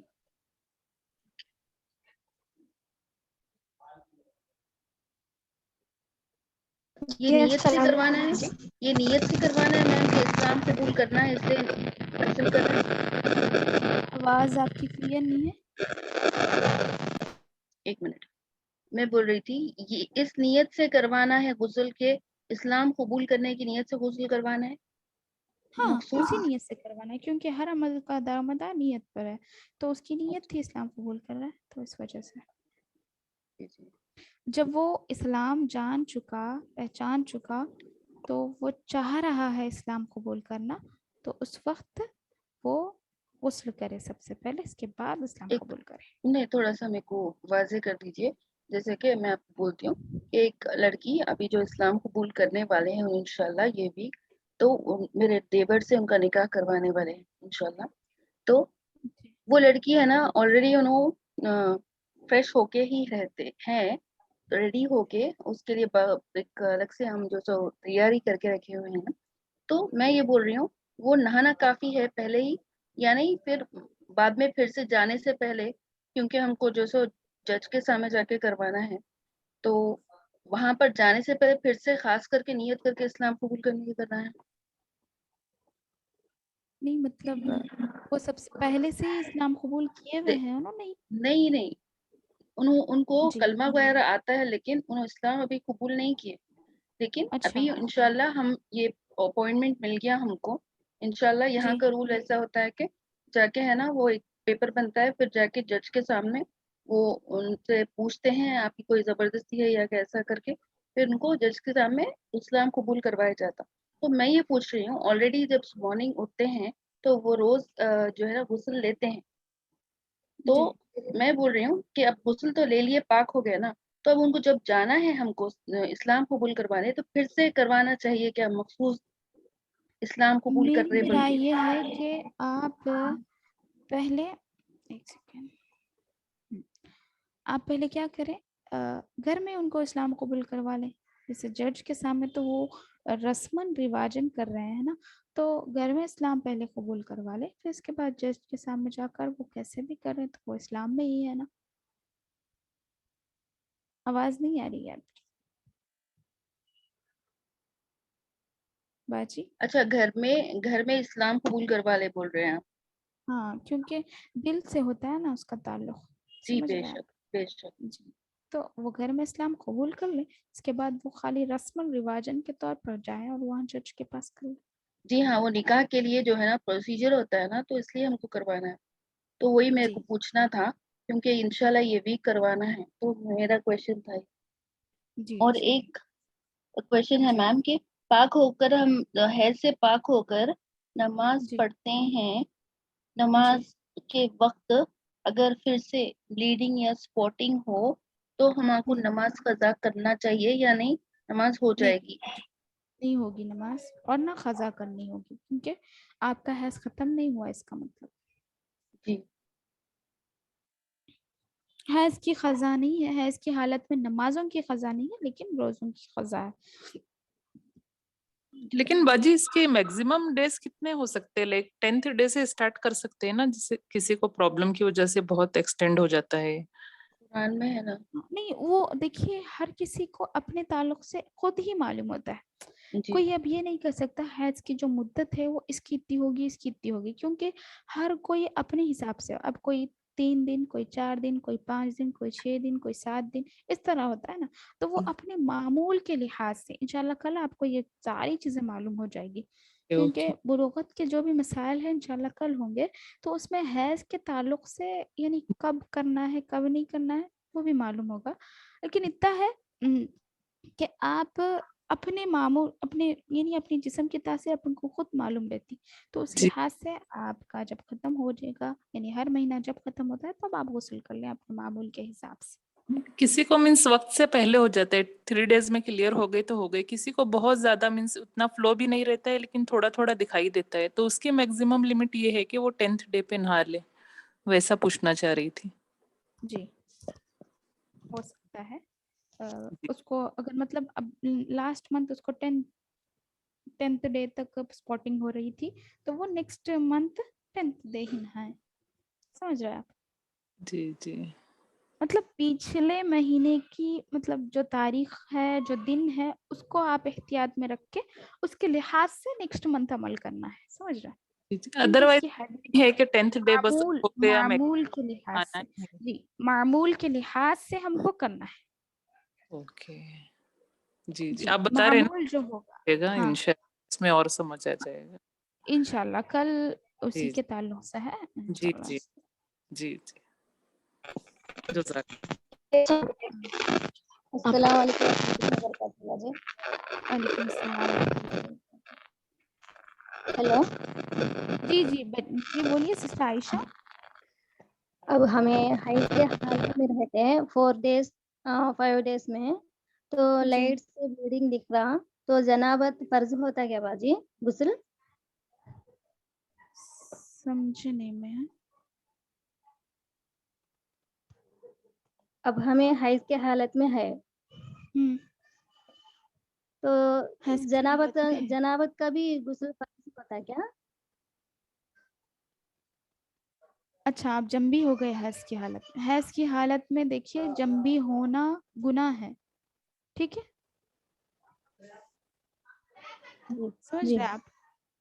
حیض کی حالت میں جنبی ہونا جی جی گناہ ہے، یعنی ہم استری نہیں کرنا چاہیے، کیونکہ اللہ اب بھی ہم آیت پڑھے کہ جب فی المحیض ولا تقربوهن हत्ता यतहुरन, क्या फरमाया अल्लाह ताला कि तुम उसे टच भी मत करो जब तक कि वो पाक ना हो जाए। तो इस वजह से हम हैज़ की हालत में जंबी नहीं हो सकते, समझ रहे हैं आप। लेकिन ये बात और है कि आप जंबी थे लेकिन आपने गुस्ल नहीं किया था, उसी वक्त आपको हैज़ आ गया, तो आप हैज़ और जनाबत के लिए एक ही गुस्ल कर सकते हैं, गुस्ल के बाद, हैज़ के बाद, ठीक है।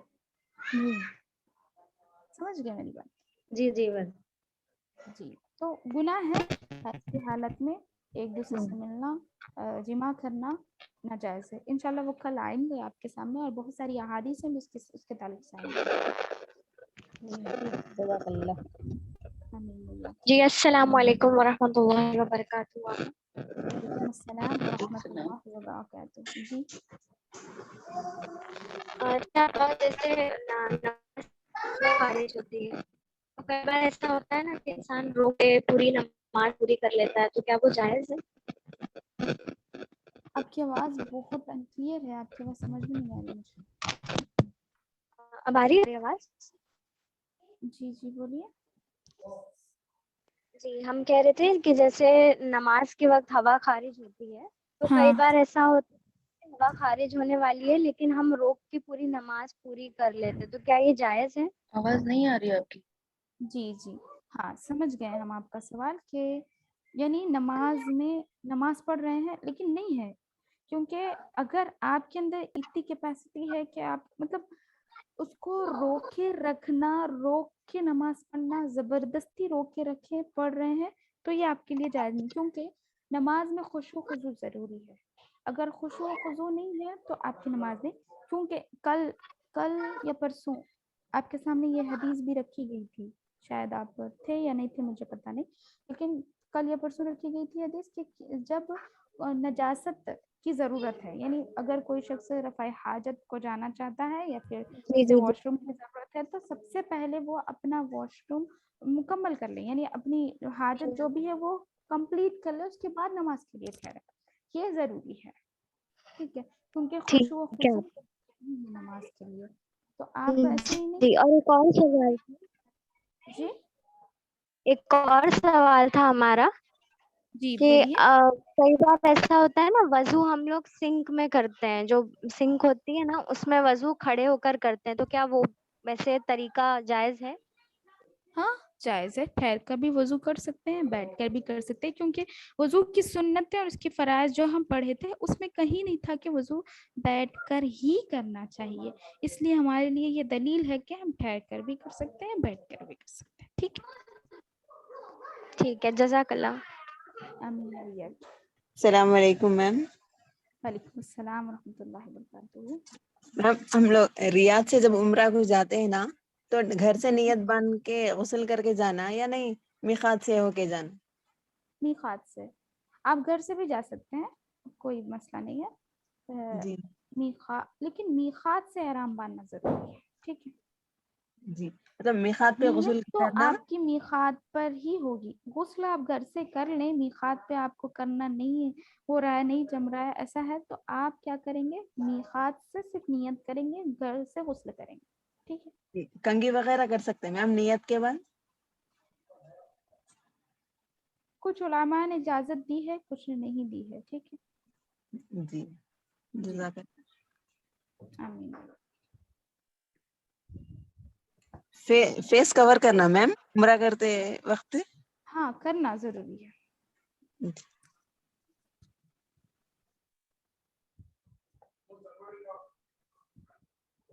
मैम ये एक क्वेश्चन है कि गुस्ल और वुदू के लिए बोलते हैं ना कि हर आज़ा थोड़ा भी है ना ड्राई नहीं रहना बोलते हैं ना मैम, तो गुस्ले जनाबत के लिए ख़वातीन को हमेशा अगर एक से ज्यादा बार अगर वो जो है जनाबत में वो है तो बार बार उनको सर के बाल धोना जरूरी है क्या, पूछ रहे हैं। अच्छा मतलब एक दिन में इतनी बार, ऐसा पूछ रहा है।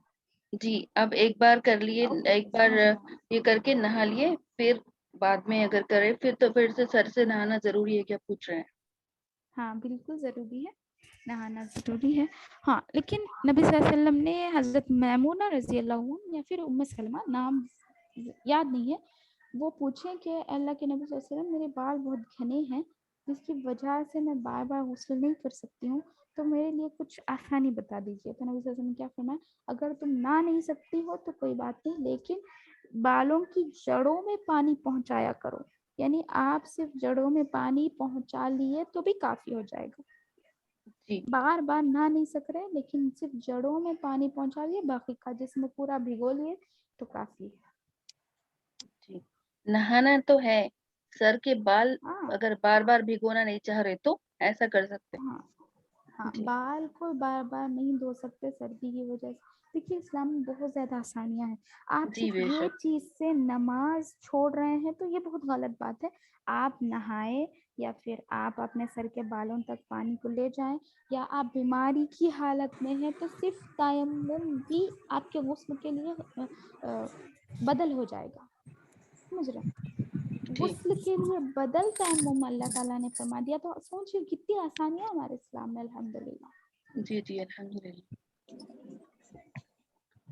میم یہ نا چیٹس میں بھی کوشچن ہے دیکھیے کہ جی ہیلتھ کیا ہے، شام تک ہیلتھ ختم ہو شام تک گئی. ختم ہو گئی ہاں، اور کے اس کے بعد بعد کوئی ووٹنگ نظر نہیں آئی. ایسا لگا کہ حیض ختم ہو گیا ہے، اور رات میں ہی نہانا ہے یا پھر صبح فجر تک رک کے نہا سکتے، فجر تک رک کر نہا سکتے ہیں.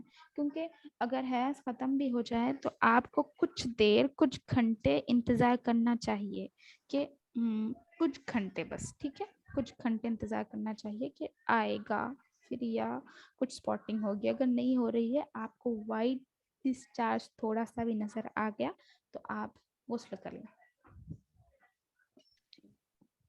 ایک اور کوشچن ہے، منی کیا ہوتا ہے، کسے بولتے ہیں؟ جی ایک اور کوشچن ہے، منی کیا ہوتا ہے، کسے کہتے ہیں؟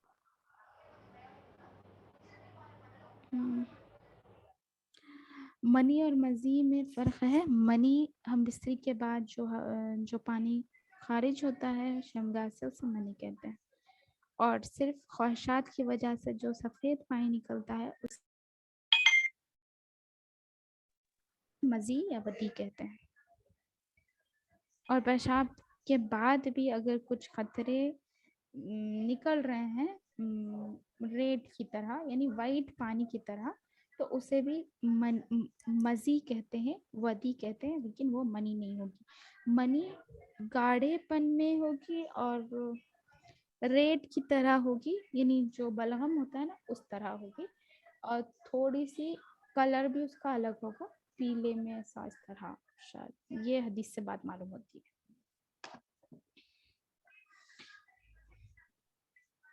اور کوئی سوالات ہیں؟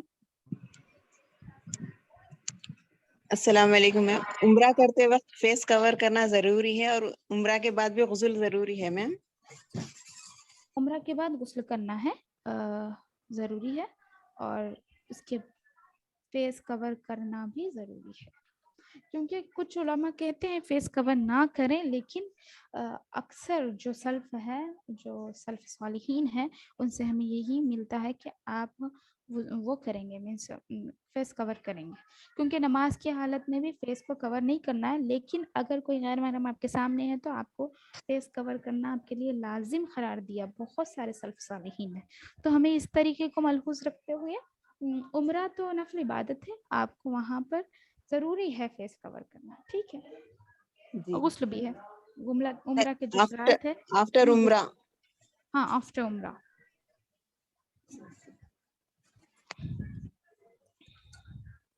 السلام علیکم ورحمۃ اللہ وعلیکم وبرکاتہ. السلام ورحمۃ اللہ وبرکاتہ.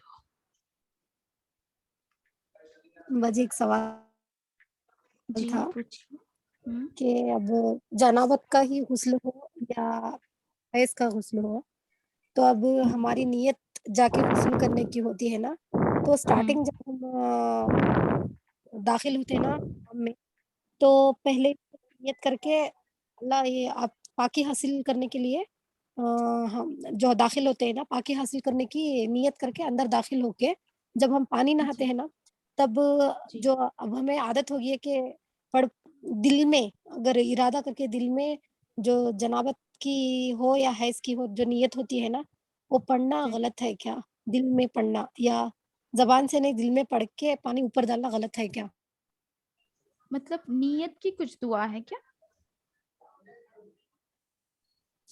ایسا حیض کی دعا ہے نواز جی، حیض حیض کی اور ہو یا جنابت جنابت کی، کی جنابت دعائیں ہیں؟ حیض یہ دعائیں آتے ہیں نا اچھا، آپ کو کہ ہاں نہیں نہیں، دیکھیے ابھی جتنی احادیث میں نے آپ کے سامنے روایت تو رکھی ہے، النبی صلاح بول کے ہاں ہاں ہاں ہاں سمجھ ہاں گئے ہاں ہم آپ کی بات. ہاں تو وہ ہاں دیکھیے وہ جو آیتیں ہیں نا باجی آیتیں نہیں ہے، وہ آیتیں نہیں ہے، ہاں نہ ہی وہ احادیث ہے. ٹھیک ہے، تو آپ ابھی جتنی بھی احادیث ہم پڑھ چکے ہیں نا الحمدللہ میں نے آپ کے سامنے رکھی ہے، سب کے ریفرنسز ہیں میرے پاس، اور غسل کے اور بھی بہت زیادہ احادیث ہیں، لیکن وہاں پر ہمیں کہیں بھی وہ حدیث نہیں ملتی ریفرنس کے ساتھ. وہ حدیث یعنی وہ دعا ہمیں کہیں نہیں ملتی، اور نبی صلی اللہ علیہ وسلم کے طریقے کے مطابق ہم کو وہ طریقہ بھی کہیں نہیں ملتا کہ نبی صلی اللہ علیہ وسلم کسی عورت کو حیض کے وقت یہ دعا پڑھنے کو کہا یا پھر جنابت کے وقت یہ دعا کرنے کو کہا. اور نبی صلی اللہ علیہ وسلم خود بھی جب بھی ہوتے تھے تو اس وقت جب وہ غسل کرتے تھے تو اس طرح یہ دعا پڑھ کے غسل کرتے تھے. یہ چیز ہمیں کہیں نہیں ملتی، صحیح حدیث سے نہیں ملتی، لہٰذا ہم اس کو ترک کر دیں تو میرے اور آپ کے لیے بہتر ہوگا، کیونکہ ہر عمل سنت پر قبول ہوگا. اگر سنت رسول نہیں ہے تو ہم وہ عمل بے کر شک. رہے ہیں تو قابل قبول نہیں ہے. ٹھیک ہے جی، تو کیونکہ باجی دیکھیے اسٹارٹنگ کی نیت کرتے جانا پاکی کی امام میں. صرف نیت، اور نیت زبان سے کرنے کی بھی ضرورت نہیں ہے، دل کے قصد کو، دل کے ارادے کو نیت کہتے ہیں. آپ صبح اٹھے، آپ کی نیت پہلے سے ہی ہے کہ میں غسل کروں گی، نماز پڑھوں گی، وہ آپ کے لیے کافی ہے. سمجھ رہے بے ہیں؟ شک بے باتھ شک. روم میں جانے سے پہلے باہر ٹھہر کے آپ کو زبان سے بول کے جا رہے ہیں تو یہ بھی صحیح نہیں ہے، دل کا ارادہ کافی ہے. آپ نے پانی رکھا، آپ نے کپڑے نکالا، آپ جا رہے ہیں باتھ روم میں تو وہی آپ کے لیے نیت ہے، کیونکہ آپ نے نیت کی ہے. سمجھ رہے ہیں؟ کیونکہ آپ کو اب اگر کسی فقیر کو، غریب کو 1 روپیہ بھی دینا ہے تو آپ اس کے سامنے جا کے ٹھہر کے نیت پڑھتے نہیں نا کہ میں اللہ کے نام پہ 1 روپیہ دے رہی ہوں اس فقیر کو، اس کے بعد آپ اس کے ہاتھ میں نہیں رکھیں گے. کیوں؟ نیت آپ کو پہلے سے ہی ہے، صرف میں بے آپ شک. کو سمجھانے کے لیے کہہ رہا ہوں، نیت آپ کی پہلے نہیں سے ہی ہے. نہیں تو آپ جا کے اس ہاں کو پیسے دے دیں گے اور نارملی آ جائیں گے، وہ ہو گیا ختم. اسی طرح ہر عمل کا دار و مدار نیت پر ہے، آپ کی نیت پہلے سے ہے. سمجھ رہے؟ آپ جیسے آپ کو تہجد پڑھنا ہے، آپ کی نیت رات سے ہی ہوتی ہے، آپ رات میں اٹھیں گے پھر تہجد پڑھیں گے، آپ کی نیت رات سے ہے. تو آپ کیا کرتے ہیں؟ رات میں ہی نیت کر کے سوتے، پھر اٹھ کے آپ کو نیت پڑھ کے جانماز پر ٹھہرنے کی ضرورت نہیں. اللہ میں تیرے سامنے تہجد پڑھ رہی ہوں، نہیں، نیت آپ کی پہلے ہی تھی. اور ایک بات پتہ ہے، تہجد پڑھنے کی اگر کوئی نیت کرتا ہے لیکن کسی مشکل سے وہ اٹھ نہیں سکتا تو اس کو نماز کا اجر مل ہی جاتا ہے. ماشاءاللہ. جی، تو اس وجہ اچھا سے باجی. نیت کا ارادہ صرف دل سے ہے اور کوئی چیز سے نہیں ہے. اچھا ٹھیک ہے، اچھا اور ایک چیز میں آپ اچھا. کو ایک بات بتا دوں، نیت جو پڑھتے ہیں حیض کی، میت کی، اور اس کی مطلب جنابت کی جو نیت پڑھنے کی جو بات کی ہے آپ، دعا، یہ دعا دیکھیے ہاں ہاں عام ہے، لوگوں میں عام ہے، لوگ سنتے نہیں کتنا بھی بولو. لیکن دیکھیے علم جب نہیں تھا ہمارے بڑوں میں، ٹھیک ہے، تو ہماری پاکی کے لیے وہ لوگ بھی مطلب جو کرے وہ سراسر غلط ہے، میں یہ نہیں کہتا، لیکن یہ بات ہے کہ علم نہیں تھا. آپ کو اب معلوم نہیں ہے، آپ کے پاس ایک فون ہے لیکن آپ کو اس کو یوز کرنے کا طریقہ نہیں معلوم، تو آپ اسے بازو ہی رکھ دیں گے نا.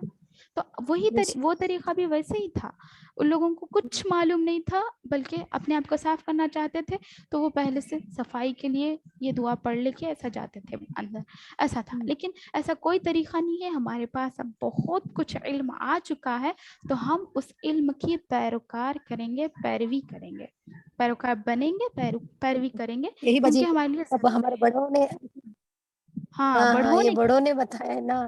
تو مجھے آپ ہوں نہیں، تو بڑھوں نے مجھے بتایا ہے آج یہ نہیں، آپ بتا نبی رہے صلی اللہ یہ علیہ وسلم کی بات ٹاپک ہمارے سامنے جی، ہاں، بڑوں کی بات کو ترک کر دیں گے، جو چاہے وہ سیکھے تھے نا وہ کرے، لیکن اب جاننے کے بعد اس کو چھوڑ دینا بہتر ہے. نہیں کرنا بہتر ہے، ضروری ہے ہمارے لیے، کیونکہ جو چیز جانی گئی اس کے بعد اس پر عمل نہیں کیا گیا تو اس پر سوال ہوگا. آپ جانتے نہیں تھے، آپ کو اس پر سزا نہیں ہوگی، لیکن آپ جان گئے اس کے بعد اڑے ہوئے ہیں، یعنی نہیں میں نہیں کروں گی، وہ کروں گی، تو اس پر گناہ ہے. سمجھ رہے؟ جیسے دیکھیے ہر چیز ٹیکنالوجی ریفرنس بڑھتی کے گئی، ساتھ ہے نا میم. ہاں ریفرنس کے ساتھ ہے، ٹیکنالوجی بھی جیسے بڑھتی گئی، اب ہماری اولادیں مطلب ہمارے بھائی بہن سب جنے ڈاکٹر انجینئر بن رہے ہیں، اس سے پہلے وہ سب نہیں تھا. پھر ہمارے باپ دادا کچھ پڑھے ہوئے نہیں ہیں, علم آیا تو آگے بڑھے, یہ بھی علم آیا تو اس میں بھی آگے بڑھو نا. دین میں آگے بڑھنے کے لیے کوئی آگے نہیں بڑھتا, بلکہ دنیا میں آگے بڑھنا ہے تو آپ سوچے سمجھے بغیر قدم آگے ڈال دیتے ہیں. اب یہ دین آیا بولتے نہیں, اس کو دین نہیں بولتے بلکہ یہ من دھڑک باتیں کہتے ہیں, اور وہ جو چیزیں ان لوگوں نے اپنے دل سے لگا لی اس کو وہ دین کہتے ہیں. اللہ ہدایت دے ہمارے بڑوں کو بھی, کیونکہ ان لوگوں کو بھی بہت بڑا عذاب ہوگا جہنم میں جو وہ دوسروں کو بھٹکاتے ہیں. اللہ ہم سب کو ہدایت دے, ہمارے بڑوں کو, ہمارے چھوٹوں کو. اللہ ہمیں دین کی صحیح سمجھ عطا کرے بس. تو باجی اور سر پہ 3 بار پانی ڈالنا, دائیں ہاتھ پہ بائیں ہاتھ پہ, جی ایسا یہ کچھ سنت نہیں ہے, نہیں نا؟ نہیں سنت ہے, یہ سنت ہے. 3 چلو پانی مطلب 3 مرتبہ. اب ابھی حدیث پڑھی تھی نا میں آپ کے سامنے, آپ کے سامنے حدیث رکھی میں نے کہ آپ صلی اللہ علیہ وسلم 3 مرتبہ اس طرح ڈالتے تھے پانی. ٹھیک ہے, شکریہ, جزاک اللہ. السلام علیکم میم. وعلیکم السلام ورحمۃ اللہ وبرکاتہ. جی میم, میرا ایک کویشچن ہے. جی یہ جو اپن حیض کی حالت میں موبائل فون میں کیا قرآن شریف اور جو کچھ بھی آئے تھے قرآن کے رہتے, کیا وہ پڑھ سکتے ہیں کیا؟ دیکھیے آپ اسٹوڈنٹ ہیں, آپ کو پڑھنا ضروری ہے. اس وقت آپ پڑھ سکتے ہیں چھوئے بغیر, دستانے پہن کر. آپ ہاتھ نہیں لگائیں گے کسی بھی آیت کو, اس طرح پڑھ سکتے ہیں. لیکن آپ اسٹوڈنٹ نہیں ہیں, آپ بعد میں بھی پڑھ سکتے ہیں, تو اسے طے کر کے بعد میں پڑھیں گے. ٹھیک ہے. السلام جی علیکم میم. شکریہ, وعلیکم جزاک اللہ خیر. السلام. آمین ویا کی. جی سسٹر فیروز. جی میم, باتھ روم میں جو وضو بناتے نا اپن, تو باہر سے دعا پڑھ کے جانا میم, نہیں اندر پڑھ سکتے؟ نہیں اندر نہیں پڑھ سکتے, باہر ہی بسم اللہ وضو کہہ کی کر دعا, جانا. وضو کی دعا کچھ نہیں ہے, صرف بسم اللہ. ٹھیک ہے, صرف بسم اللہ. شروع کرنے سے پہلے کوئی دعا نہیں ہے, وضو کے بعد دعا ہے. تو آپ وضو جی کر کے باہر آ کے دعا پڑھ لیں, وضو کرنے سے پہلے باہر سے بسم اللہ کہہ کر جائیں. جی جی میم, ہم لوگ بچوں کو ہاسٹل میں اگر ڈالنا چاہ رہے ہیں تو اگر وہ نہیں جانا چاہ رہے ہیں زبردستی کر سکتے ہیں کیا میم؟ ان کی تعلیم کے لیے کر سکتے ہیں, ہاں تعلیم کے لیے کر سکتے ہیں, کیونکہ میرا بھی وہی مسئلہ آپ ہے. کی آواز میم. ہلو. جی جی جی اگر نہیں ڈالے نا تو جی نہیں ہوگی, اتنے قابل بن نہیں سکتے. میرا بھی وہی مسئلہ جی ہے, میں بھی بہت ستایا کرتا تھا جب ہاسٹل میں ڈالے, لیکن پھر جی اس کے بعد ایک ہی مار, میرے پاپا کا ایک ہی مار مجھے آج یہاں لایا الحمدللہ. ماشاء اللہ ماشاء اللہ. جی وہی 8 سال کے ہے لڑکا, ان کو ڈالنا چاہ رہے ہیں. جی ڈالیے, انشاءاللہ ان کا دل لگ جائے گا. پہلے ایسے ہی ہوتا ہے 1-2 سال تک, اس کے بعد سب وہی پر دل لگ کوئی بھی جاتا ہے. بچے اپنے والدین سے دور ہونا نہیں چاہتے نا, تو ان کو جی سمجھائیں تھوڑا سا. جی نہیں مطلب ڈرانے سے کوئی نماز کے فائدہ لیے نہیں. بھی 10 ایئرس کے بعد ہی مارنا ہے نا, تو پھر اس کے لیے بول کے پوچھ رہی. ہاں کر سکتے ہیں آپ زبردستی, لیکن زیادہ تر سمجھائیں, مارے پیٹے نا, جی جی کیونکہ نہیں نہیں. بچوں کے دلوں میں بھی ماں باپ کے لیے نفرت نہیں پیدا ہونی چاہیے, کیونکہ وہ ان کی بات سننا چھوڑ دیں گے. اب جب ماں باپ کے تعلق سے کسی کے دل میں نفرت آ گئی تو وہ لوگ ان کی بات سننا چھوڑ دیں گے, کہ بہت زیادہ بڑی بات ہو جائے گی پھر آگے فیوچر کے لیے. اس وجہ سے سمجھا کے کریں جو بھی کرنا ہے. جی انشاءاللہ. اللہ آپ کی خواہشات کو قبول کرے, آپ کی اولاد کو ایک باصلاحیت بنا دے. آمین آمین. میم یہ ایک سوال ہے, دیکھیے, کیا بے لباس ہوتے ہوئے وضو ہوتا ہے, ہو جاتا ہے کیا؟ بالکل ہوتا ہے, کیونکہ دلیل ہے نبی صلی اللہ علیہ وسلم کی. یہ میں نہیں کہہ رہی ہوں, میری زبان کی بات نہیں ہے, بلکہ اللہ کے نبی صلی اللہ علیہ وسلم نے خود کہا کہ میں جب وضو کرتا اور غسل کر لیتا, اسی وضو سے میں نماز پڑھ لیتا. نبی صلی اللہ علیہ وسلم کا قول ہے, تو ہم انکار تو نہیں کر سکتے. جی, اور کوئی سوالات ہے بولیے, ٹائم ہو جا رہا, بہت زیادہ ہو گیا ٹائم. جی ہاں. السلام علیکم میم. جی حیض کے تعلق جی سے کوئی سوالات ہے تو آپ کل بھی کر سکتے نہیں, آپ کی بات نہیں کر رہا ہوں, کوئی بھی اگر کوئی اور سوالات ہے تو آپ کل بھی کر سکتے ہیں, کیونکہ کل بھی حیض کے تعلق سے ہی بہت زیادہ مطلب وہ ہے, عورتوں کے مخصوص مسائل. وضو کے تعلق سے ہی تھا کہ اگر ہم नहा लें, उसके बाद मैंने सुना था कि नाक में पानी लेके कुल्ली करना काफी है, पूरा वजू करने की जरूरत नहीं है। एक्चुअली हाँ, ये ये भी भी एक मेरे तरीका है। जी जी, ये भी एक तरीका है नबी सल्लल्लाहु अलैहि वसल्लम का, ये भी हम आपके सामने रखे हैं ना अल्हम्दुलिल्लाह। हदीस में अभी जब गुस्ल का तरीका बताए तो सिर्फ उसमें मतलब कुल्ली कर लेना और नाक में पानी चढ़ाना भी काफ़ी है, क्योंकि सारा जिस्म धुल जाता है, सिर्फ कुल्ली और नाक में पानी चढ़ा लिया तो वो भी काफ़ी हो जाता है। जी मैम, और एक था जैसे आपने बोला जनाबत का जो नहाते हैं वो सर के रूट्स पे वो पानी जाना है, लेकिन मतलब अगर वैसे तो पूरा सर कच्चा ही हो जाएगा ना, तो ऐसे कैसे थोड़ा सा क्लैरिफाई करिए ना प्लीज। मतलब सर के जड़ों में अंदर पानी डालना है, सर पूरा कच्चा होना है, बाल कच्चे नहीं होंगे। लंबे जो बाल होते हैं ना, तमाम बाल कच्चे नहीं होते, बल्कि थोड़ा सा पानी लेके आप हाथ में लेकर अपनी जड़ों में पहुंचाएंगे पानी उंगलियों की मदद से। ओके जैसे ओके हम मैम। तेल लगाते हैं ना, मालिश करते हैं ना राइट, तेल से, वैसे ही चुल्लू उसी भर पानी लेके आप उसको सर में पूरा से ऐसे फैला दें, जी मैम हमको एक टच और महसूस होता है ना पानी का। जी टॉपिक से रिलेटेड नहीं है लेकिन थोड़ा पूछ सकती हूँ अभी।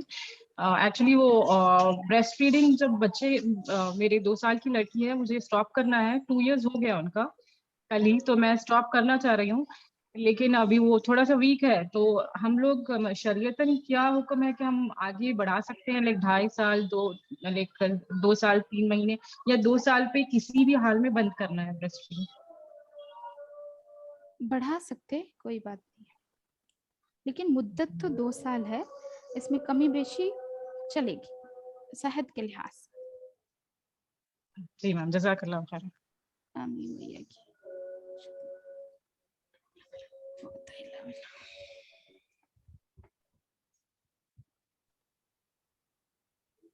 जज़ाकल्लाह खैरन कसीरा। आप कंटिन्यूअसली 3 दिन से माशाल्लाह बहुत ही बेहतरीन दर्स दे रहे हैं। अल्हम्दुलिल्लाह, अल्लाह ताला हम सबको अमल करने की तौफीक अता फरमाए। वमा तौफीक इल्ला बिल्लाह। सब अल्लाह ताला आप लोगों से भलाई चाह रहा है, बस मुझे जरिया बनाया और कुछ नहीं है। अल्हम्दुलिल्लाह। अल्हम्दुलिल्लाह। माशाअल्लाह। सवालात हो गए हैं तो एंड करें। जी जी, चलें दुआ पढ़ लें। सुब्हानकल्लाहुम्मा व बिहम्दिका व अशहदु अन ला अशहदु अन ला इलाहा इल्ला इलाहा अंता इल्ला अंत। अस्तगफिरुका व अतूबु इलैक। अस्सलामु अलैकुम व रहमतुल्लाहि व बरकातुहू। जज़ाकुमुल्लाहु वालेकुम खैरन कसीरन कसीरा फिद दुनिया वल आखिरह। वालेकुम अस्सलाम। सलाम।